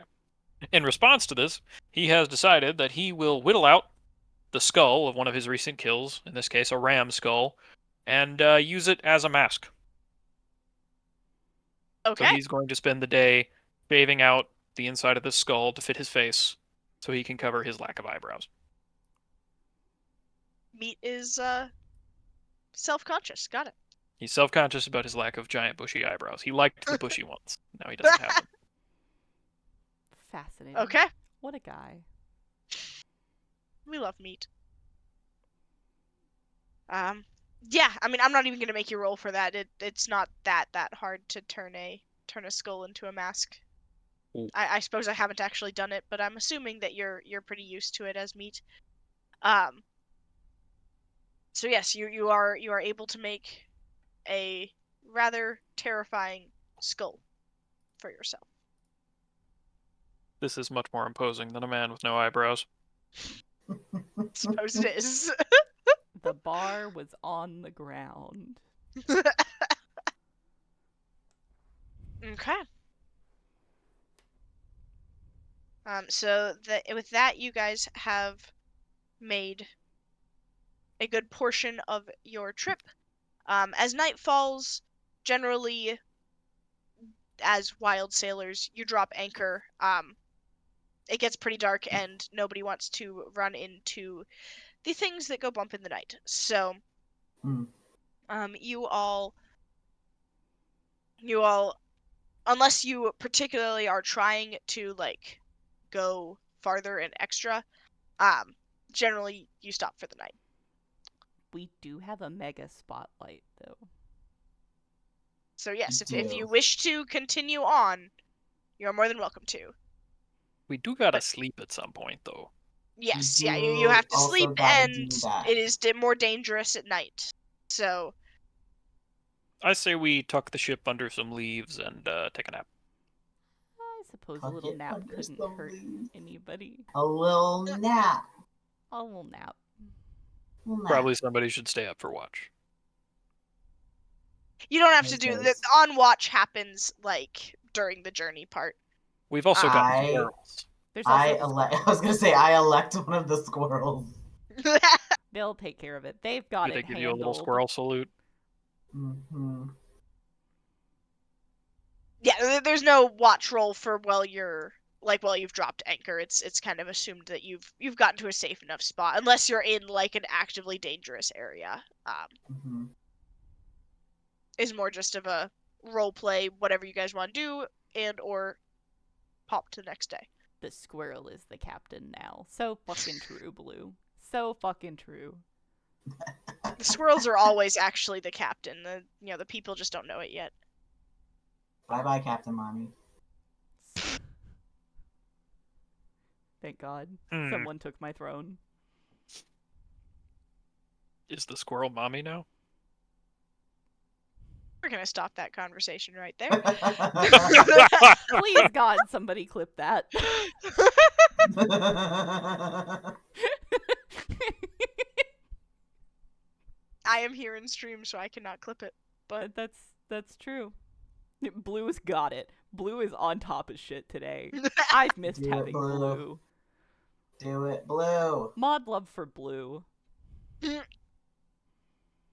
We love Blue.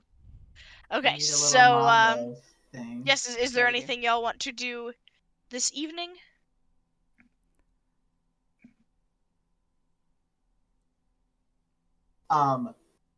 Umi, what? What? What? Just during the evening, Umi is like wants to settle down in a very small, like uncluttered corner of the galley workshop hybrid common room, and sits down to give Pork Chop his like weekly groom.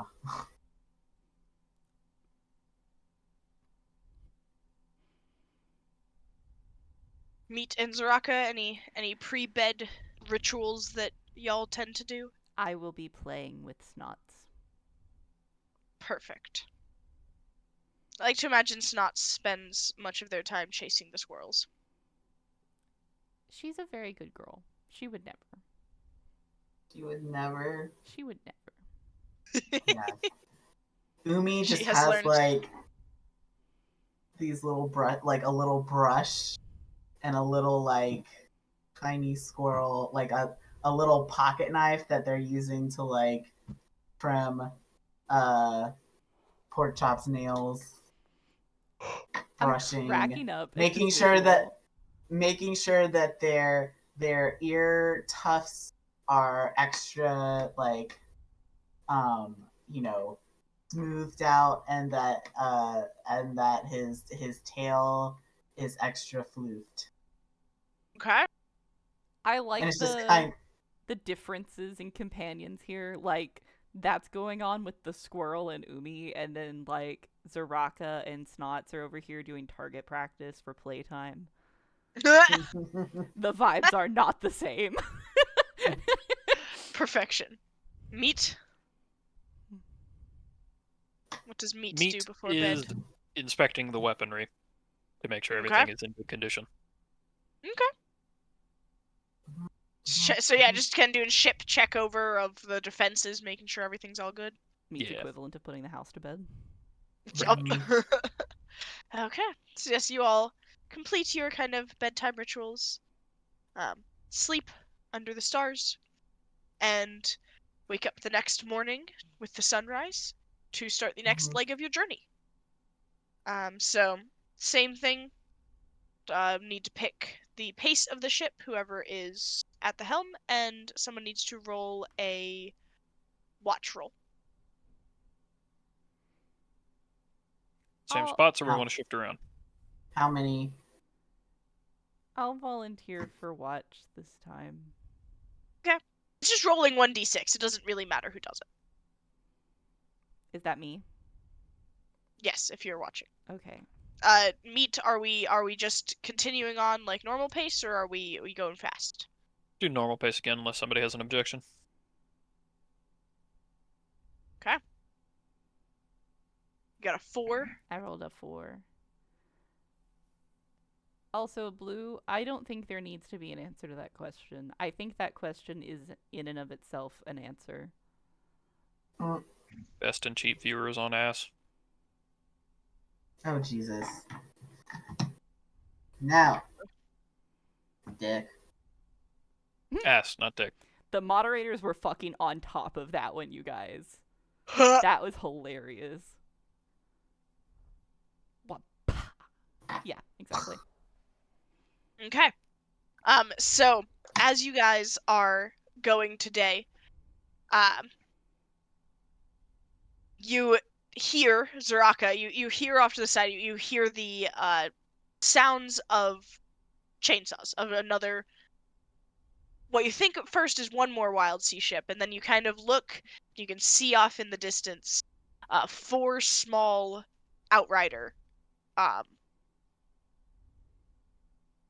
vehicles, which are basically like, they're motorcycles, right? It's small little 1 to 2 person vehicles, and they're still pretty far off since you're going just your normal speed. You guys can try to either slow down and let them pass. They're at a like perpendicular course to you.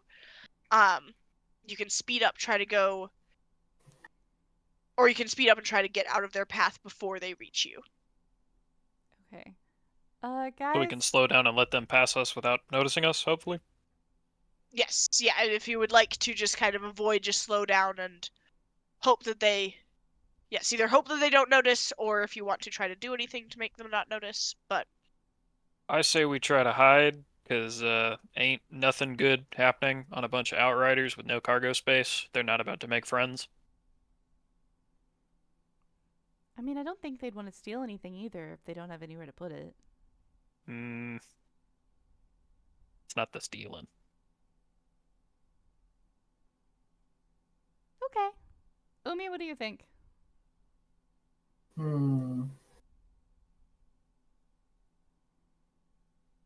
Sorry, I got distracted reading over. Sorry, I got a little distracted reading over the thing. What would be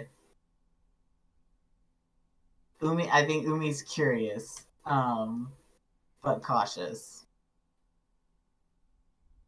I say we slow down a little bit and let them get in front of us, but like Mm-hmm. try to be close enough where we could get somewhat of a view on them. This seems inherently dangerous, but sure. Don't you want to test your abilities or whatever?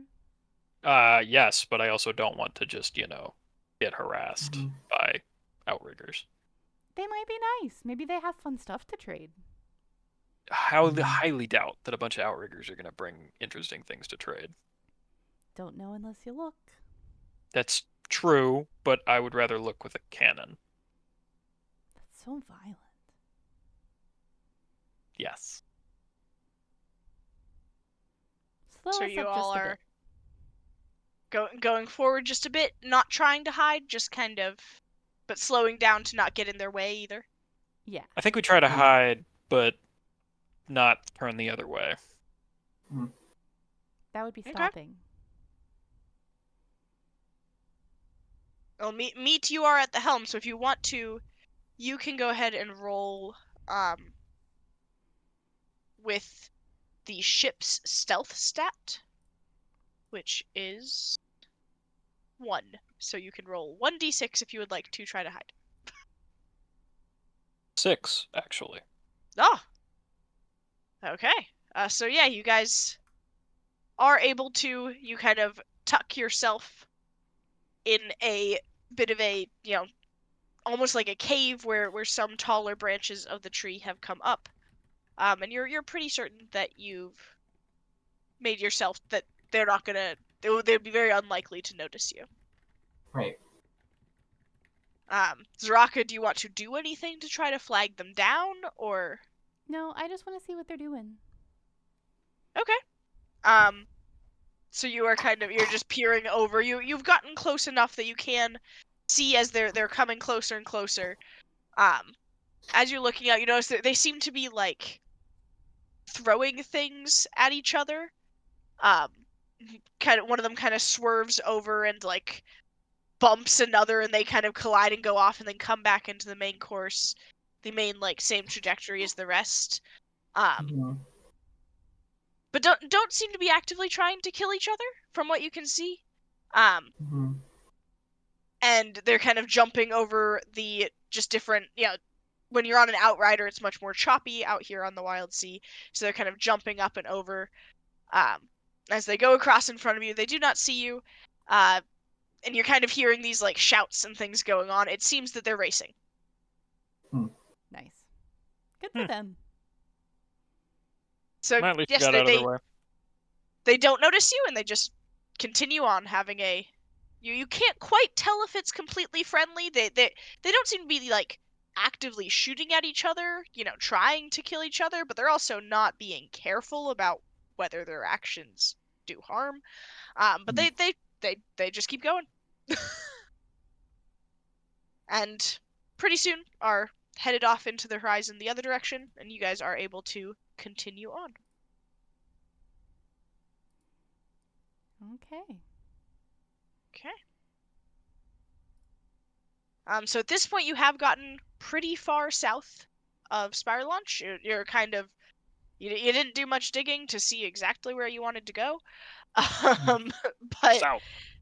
you're getting pretty far south.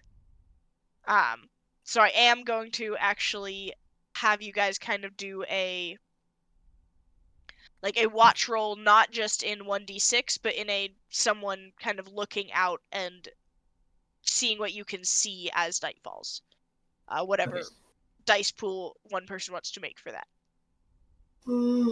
Okay. I have tides. Would Okay. that one be helpful? Yes, yeah, exploration. Tides. And then for skills have delve. Don't know if that would be helpful, but maybe. And then Delve could probably work. You're not exactly like specifically delving things, but the same kind of you're looking around, you're looking for exploring, enemies. Yeah, you're looking. looking for enemies. So I'll say that works. Okay, so we've got Jesus. Where's the roller? There we go. Okay, so we've got one for tides and one for delve, and that's probably it. Could you use Mine would be the same. It's instinct and hunt, so 3. Okay. Could you use the spotlight to give an extra? Oh, Very true. spotlight. Yeah. Absolutely. Spotlight. Okay. And I helped. I helped. The spotlight, I will, kind of not necessarily warn. You're absolutely welcome to do it, but it definitely will. If things didn't know you were there before, they sure will after that. Great. Rolling. Okay. Using With the Are we using the spotlight. spotlight? Do you want? Wait, hold on. Do y'all want to use spotlight? I will take it away. It's up to Yeah, you. sure, fuck it. It's up to Use you. Okay. It's your Here pool. we go. Okay. Highest 4. Okay. So that is, I believe, success with a conflict. Gee, Yes. I wonder what the conflict will be. Probably conflict. No, don't be. That'd be silly.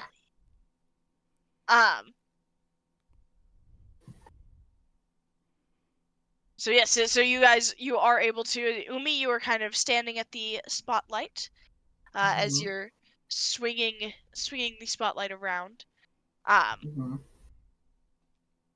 And you, after a little bit, just as the sun is almost fully setting, just a little bit of red left in the sky, you catch a bit of movement, off on one side. You kind of focus the spotlight on it. By the time you've moved it there, it's gone. And you see another bit just a little bit over there. And kind of trying to catch it. Each time the movement is getting slightly closer to the ship.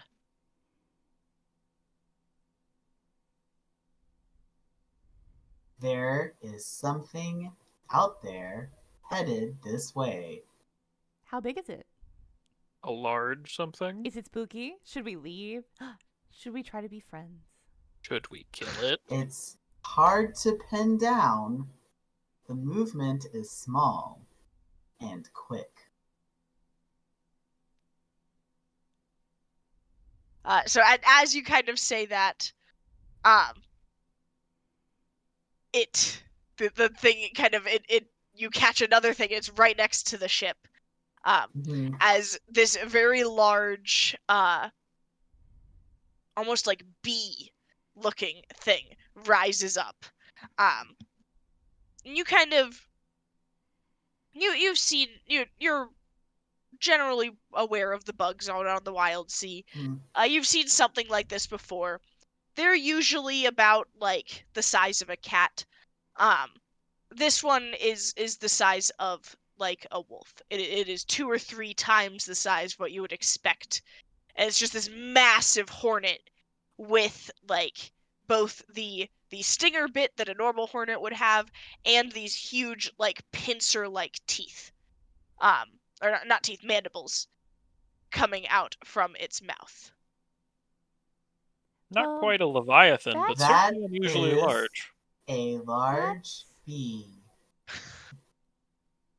And as you say, bee, it does attack you, bees. Ah, Fuck. It attacked Umi? Yes. Little Umi? Little Umi? Umi, no! Hello, me. Oh. Okay.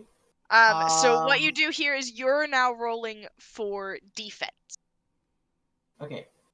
Okay. Okay. So, in terms of edges, I guess instinct for reaction, Okay. and, oh fuck. Um, um, uh, Jesus, I've crossed like a lot of stuff out. So what do I actually have? Damn. I loved it. And I'm imagining Umi said that. This giant bee just jumps onto Umi, and you guys just hear Umi go, "Damn." Damn. Okay, so instinct for reaction. Umi does know a smattering of knock. I know it's not a Celigrave, but it's insectoid. Okay. So I don't know if that helps at all. Are you trying to talk to it? Maybe. Okay. What are you gonna say to it? I don't know. Please stop.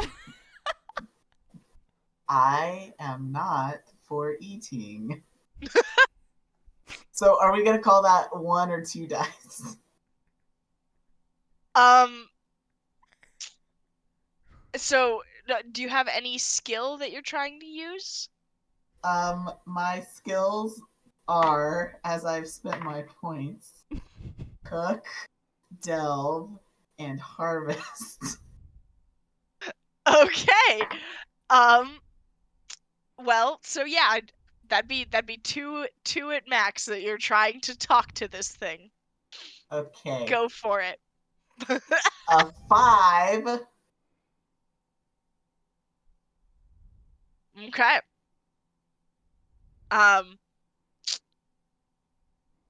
You Please let go of me. so I'm gonna say the instinct part of it, you do kind of like jump back a little bit. As you were speaking in knock to this. So you two, Zaraka and Meat, unless you speak any knock, you're hearing Umi suddenly start speaking in this like hissing, clicking language. That you know is generally the language of the Zelicray? Celebrate. Celebrate. Yeah, It's celebrate. a silent T. Like tzatziki. Or So Tsar. As this bee just absolutely does not seem to pay any attention to the speaking. Looks like maybe a little confused at some of the noises that are coming out, which gives Umi a second to kind of move their neck from the line of fire, but definitely you do get kind of snapped by this thing. And so it is going to do a mark of damage to you. So that means any of your aspects that you feel like may apply, you mark one of them. You mark one box. Oh, I forgot about one of my aspects. I am naturally hallucinogenic. Okay, that's good to know. Sorry, I forgot about that. I feel like that would go against I don't know. Taste test. Did it bite me? Am I poisoned? So yes, it kind of takes a chunk out of you. Yeah. So So just one mark or an X. I'm bad just at one this. mark. It's not like burned. It's just so yeah. The two ways you can fill tracks is marking, which are the ones that are pretty easy to take away, or burns that are really hard to get rid of. So it's just a mark. It's just a mark of damage, basically. Okay. So Zaraka and Meat, what are you guys doing as you see this thing just absolutely take a chunk out of Umi? A little mushroom steak. I punch it. Okay.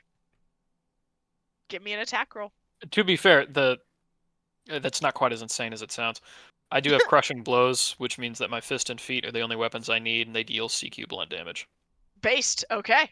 Fuck yeah. So I'm going to use teeth, break, and crushing blows, and that should give me 3. Okay.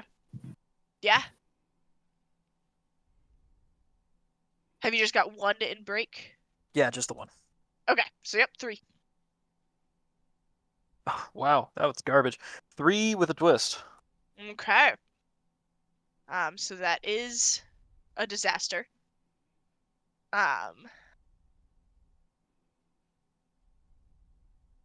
So yeah, so you go to swing and punch, and just at the last minute, the bee kind of swerves out of the way. So you do miss. Good start. And as you kind of do that, that does you kind of stumble forward, and it's going to it manages its stinger kind of comes behind and stabs you down in the shoulder. Punch So the you stinger, also take like Blue said. one. You take 1 mark of damage as well into whatever aspect you feel fits.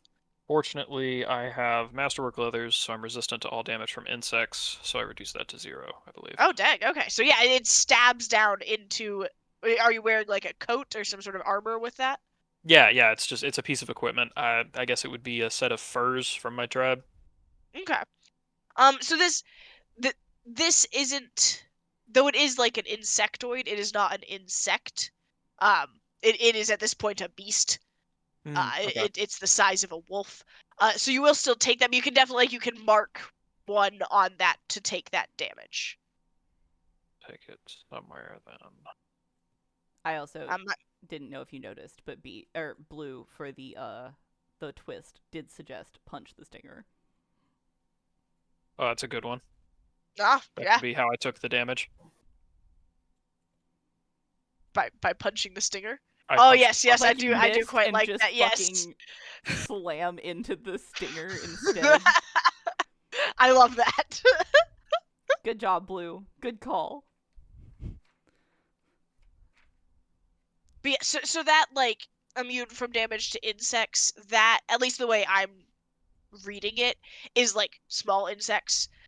Most of the things here, like the pinwolf that y'all found, it's not a wolf. It's like it looks a little canine, but has 6 legs and a proboscis. If you look at the picture in the book, everything's kind of insectoid, so that doesn't like make you resistant to all damage from insectoid things. But if you've got like a swarm of normal-sized bees on you, you'd be immune to that or resistant to that.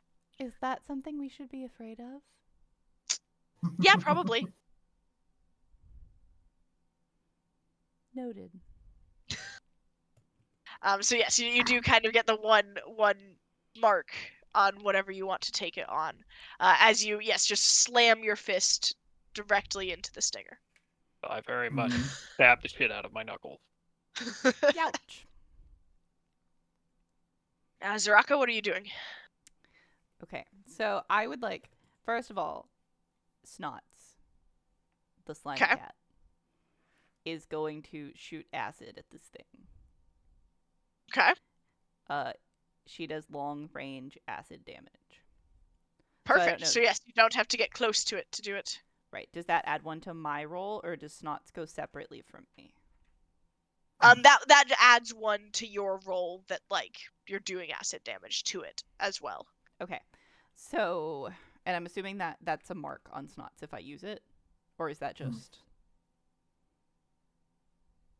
No, unless it says like you have to mark to use that ability. That's just like the thing that it does. Okay. If you want to mark to do like a bigger attack, you can. I'll say like, you can either do like you can mark to do kind of like an area attack in the future, not for now, or like a more powerful one. Okay. So, so Snots is gonna do that. So that's gonna be one. Okay. I have climbing hooks in my hand area that Okay. I can use for climbing things. But I'm thinking, what if I also use them as as stabbing implements? Okay. And I like a whip and hit it with my climbing hooks. But the whip is my arm because I'm goo. Okay. Do the climbing hooks say that they do any type of damage? No. Okay. So let's say if you're trying to kind of whip it, you could kind of hold it in place for Snots to do the actual like damage with those things. Okay. Okay, so that's two, right? We're at two? Yep. And then skill and edge. Skills and edges. I don't have any skills that are helpful, but I can use sharps. I think works because I'm planning out holding it down with the hooks so that Snots can hit it. Sounds good. So that's three. What skills have you got? I put two in concoct, one in rattle, and one in wave walk. Okay. Okay. So yeah, so you've got three.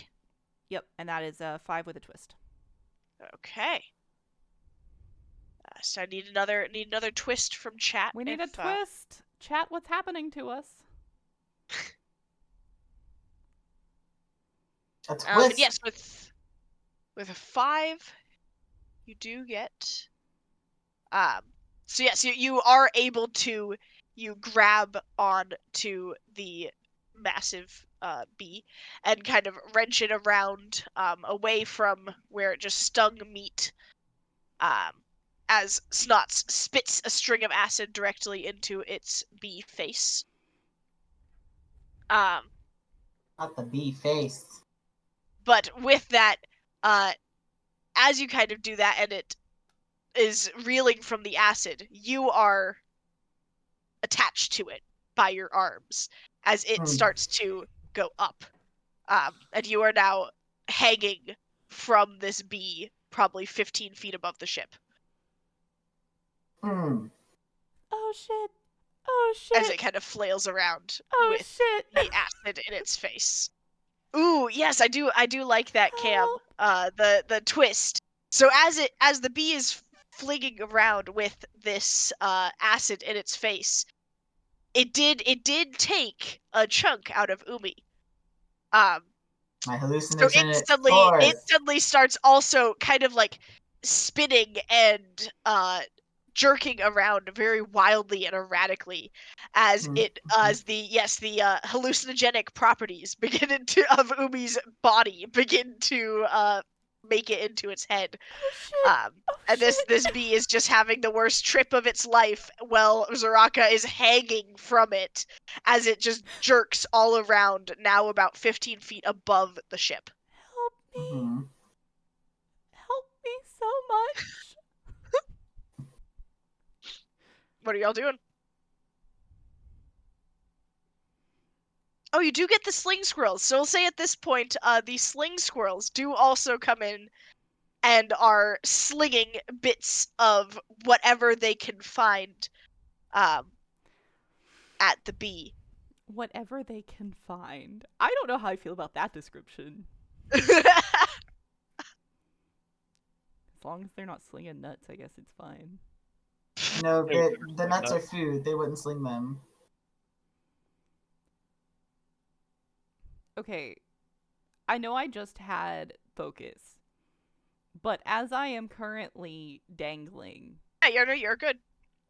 I want to try to like pull the hooks back up in my arms a little bit so that I can be released from the fucking bee.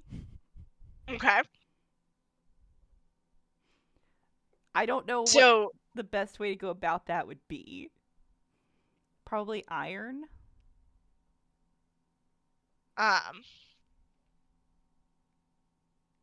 So yes, you can use iron for sure. If you're just forcibly kind of ripping them out. Mm. Are you looking down while you're doing this? Yes.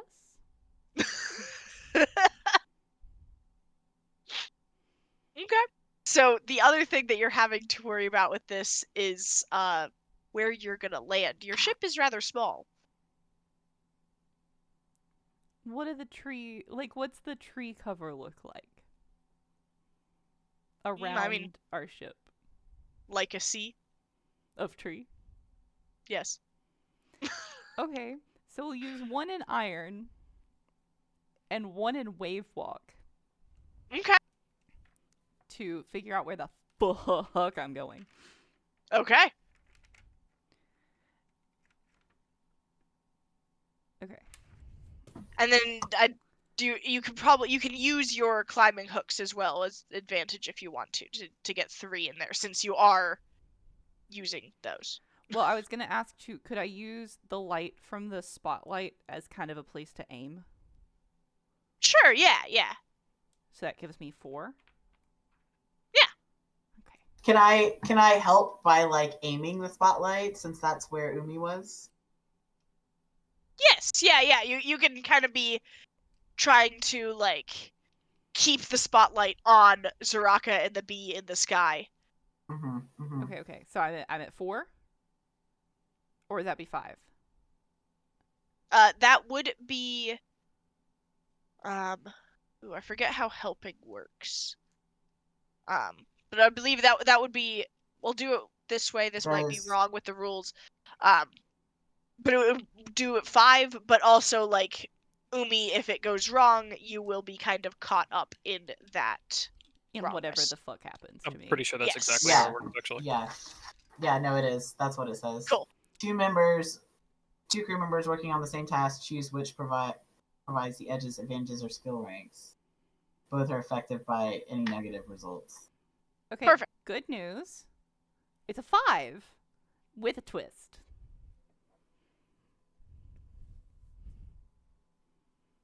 So that is success with a drawback. Which I know the drawback for this one very easily already.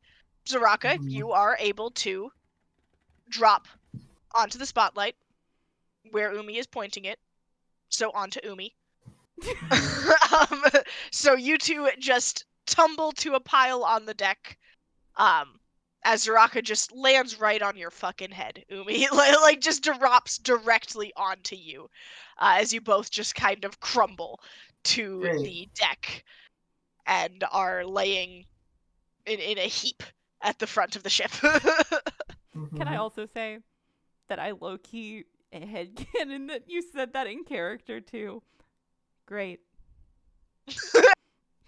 Landing in a heap. Umi. Great. Great. So meet. Oh, hello, what are you Zaraka. up to? I'm glad that the bee did not take you. Welcome back. Thank you for catching me. Sorry I landed on your face. Is the bee You back in cannot punchable range? kill me in any way that matters. True. The bee is not in, like, melee range. It's not close quarters. It's still 15, 20 feet above the ship. So I you do suppose need I could attempt something to long shoot it with an acid range. cannon. Okay. Seems like overkill. It does massive damage, but Okay. I will point out it's above your ship. like directly above it? I I just mean, landed Zaraka just dropped on from the it deck. onto the deck. True. Yeah, alright. Probably best we didn't shoot ourselves with an acid cannon. I could throw a squirrel at it. Yes, you can do that if you want to. Yeah, I'll throw a squirrel at it. Wait, was Okay. the I'll find the discussion angriest squirrel on the deck, throw it at it. Okay. was the discussion Okay. that it is not in close range, like it's still in long range? That's the problem. Yes, it is. It is in long range, not close range. Or not close quarters. I have an idea, Meat. What's your idea? You have to hold on really tight so I don't go flying again, okay? Oh, I suppose I can throw Zaraka at it. Well, I'm gonna throw my hooks at it and we're gonna pull it down. But you gotta make sure that I don't go flying, because that was really kind of not okay. And I actually like things that are not okay usually, but that was really on a whole other level of not okay. So I would rather not do that again. Can you hold on really tight? Yeah, I could probably grab your squish flesh and hold you down. Okay. Let's see, Okay. I will use iron. I don't think break, hunt, rattle, scavenger, vault would work well for that. Maybe vault. I mean, if you're trying to attack it, break works just fine. I'm holding on to. Fair, yes. I am So a let's weapon. say iron. I guess we could use. Can I use an advantage based on my size alone? I'm about 8 feet tall. Yeah. Sure. That's Okay. basically using your background. And then I guess I could use my crushing blows to hold on to her. I don't know that you could use that. Fist Use that as an weapon. advantage because that's a weapon. Fair. Okay. Well, that's just 2 then. Okay. So Zaraka, make your attack, and Meat, make your hold on roll. Okay. 5. I assume mine's the same as it was, right? So sharps and the hooks. Yep. Can Snots shoot it from here too? Yeah. Okay. So that's Yeah, because he is long range damage, right? It is. Yep. I got a 5 with a twist. Okay. And what did you get, Meat? You got a 5 as well? 5. Okay. Yes, so you guys are able to Zaraka, you fling your arms? Are these like spikes that are in your arms? Yeah, they're like climbing hooks, but instead of holding on to them for climbing, they're just like embedded in my flesh. Okay. So yeah, you just stretch Armstrong, fling your arms up at the bee. Yeah, I do. You're able to like wrap them around and stab them in. Snots is able to get another acid spew into the bee. And Meat, you are able to hold Zaraka as she does this. However, as the bee was trying to fly away, it is tripping balls and hurt. You guys stopped it, and so it now, very angry, tripping balls and hurt, turns around and flies directly for both of you. So you do both take 1 damage. That's the conflict part of you. Both got a 5. As it flies, like it just kind of barrels into you guys. It like feels you tugging back and just goes with it and slams into the 2 of you, Mandibles and Stinger first. Okay, so would that be spike damage? Yes. I am resistant to spike damage. Is it? Okay. Are you just like generally resistant to spike damage? It's part of my driftwood core. I'm resistant to spike, blunt, and toxin damage. Ooh, okay.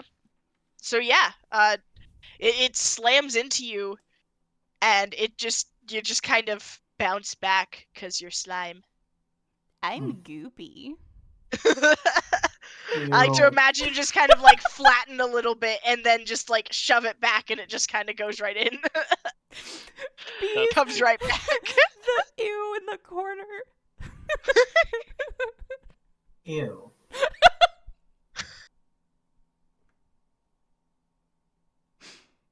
I'm sorry. Meat. So do you take one? Got it. Okay. Yeah, as it is now down in close quarters on the ship, and it does look quite injured. If anyone wants to try to finish it off. I kick it. Okay. Stomp on the fucker. Based. Roll you an attack. Alright, so that will be 1 in teeth, 1 in break, and 1 in crushing blows. 6. Okay. Yeah. Easy as stomping a bug. You just slam your big ass heel down on this thing. And it explodes in wonderful bug goop. Umi, is this something you can cook later? We will see. Umi like starts to like gather some of it to preserve. I want to take the stinger and the like. I assume it has some sort of toxin sac associated with the stinger. Yes, yeah, you can absolutely take a like stinger toxin gland and add it to your specimens. Yes. And Umi gathering some to cook. Some meat, some slime. You do get you can give yourself a jar of we'll go jar of bee slime and a couple, bee steaks, but put a little star next to each of those 3. That's a horrifying statement. I think I am going to take some of the chitin from its shell. See if I can do something with that. Yeah, you can write down some. Do bug chitin, but it's gonna have the damaged tag, since you did stomp it to death. That's fair. You do. What about is someone gonna keep the wings? Well. Is there something we can make with the wings? I'll say that's all y'all can get out of this one thing. Okay. In destroying and killing something, you do tend to kind of mess up a good portion of it. Mr. Bonk. Hi, Bonk. Oh, thanks We for got the a raid. Hello, Bonk and Bonk friends. We're happy to have you. If there's anybody in there that doesn't know who I am, which I'm sure there is, I'm Del. I'm a variety streamer. Tonight we are playing the Wild Sea tabletop RPG. We have with us Tori, the Firefly. Jory Bees is playing Umi, the Mushroom. And Chandler is playing Meat, who is the most humanoid of all of us. And there's me. I'm Goo. We just got through killing a giant wolf-sized hornet, so if that's something you're interested in, stick around. Well, sadly, we are about to finish up. I know we talked about finishing up around 9:30. True. Bonk! I missed the Spidey stream. Oh, that is upsetting to me on a personal level. I will be watching that VOD tomorrow because I was so excited.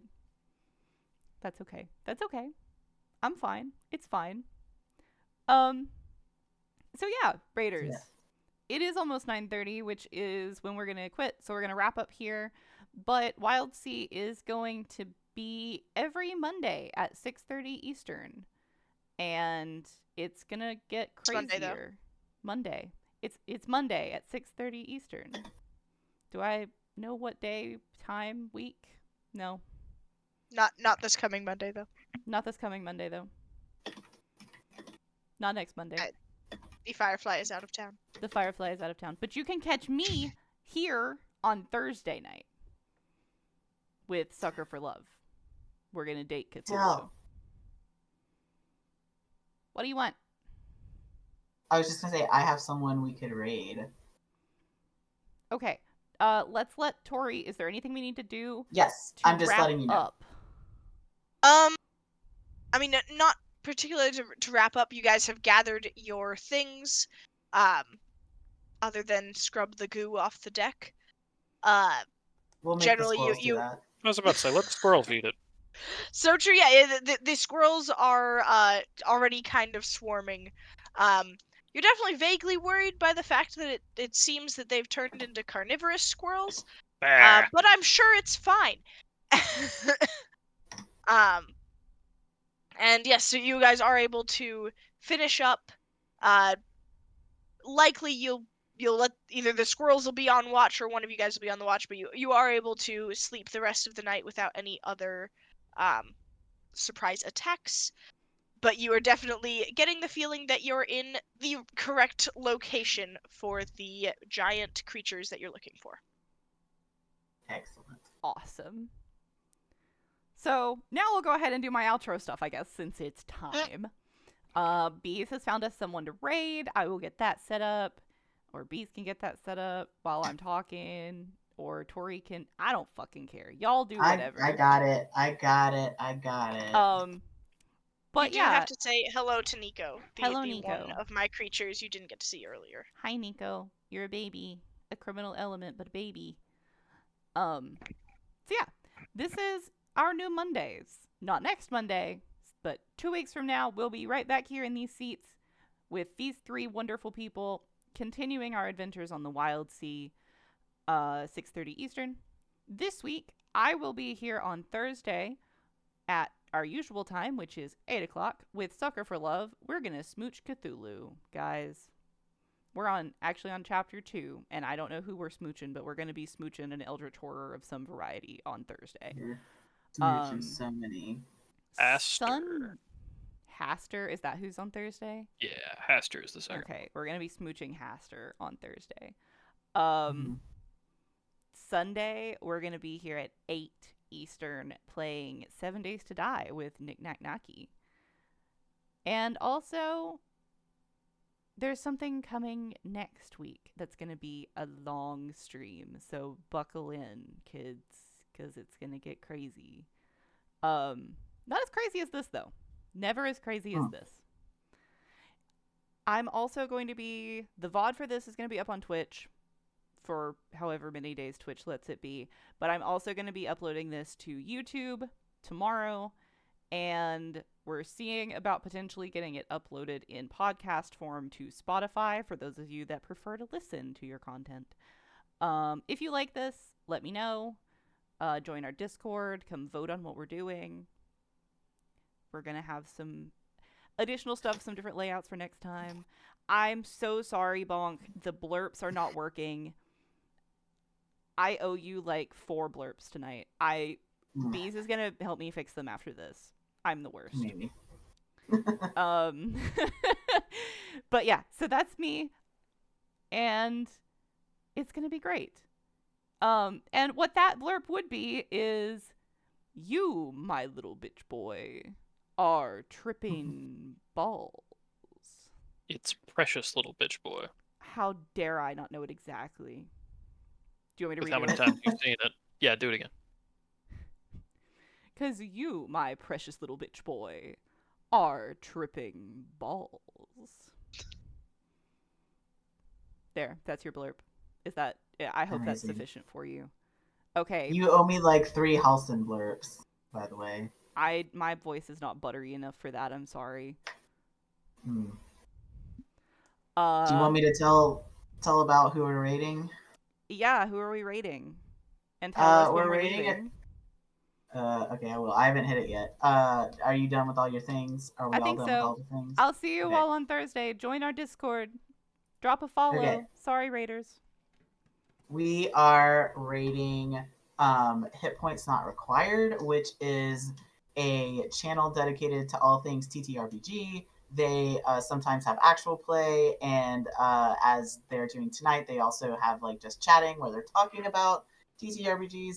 And they are also raising money tonight for Trans Lifeline, which is an emergency support line that is specifically for trans folks, and they do a lot of great work. So that's who we'll be rating. Please be nice. Please be polite. Because, and I know you will, because you're all amazing. Can I hit the button? Hit it. All right. Bye, guys. Bye. Bye. So long.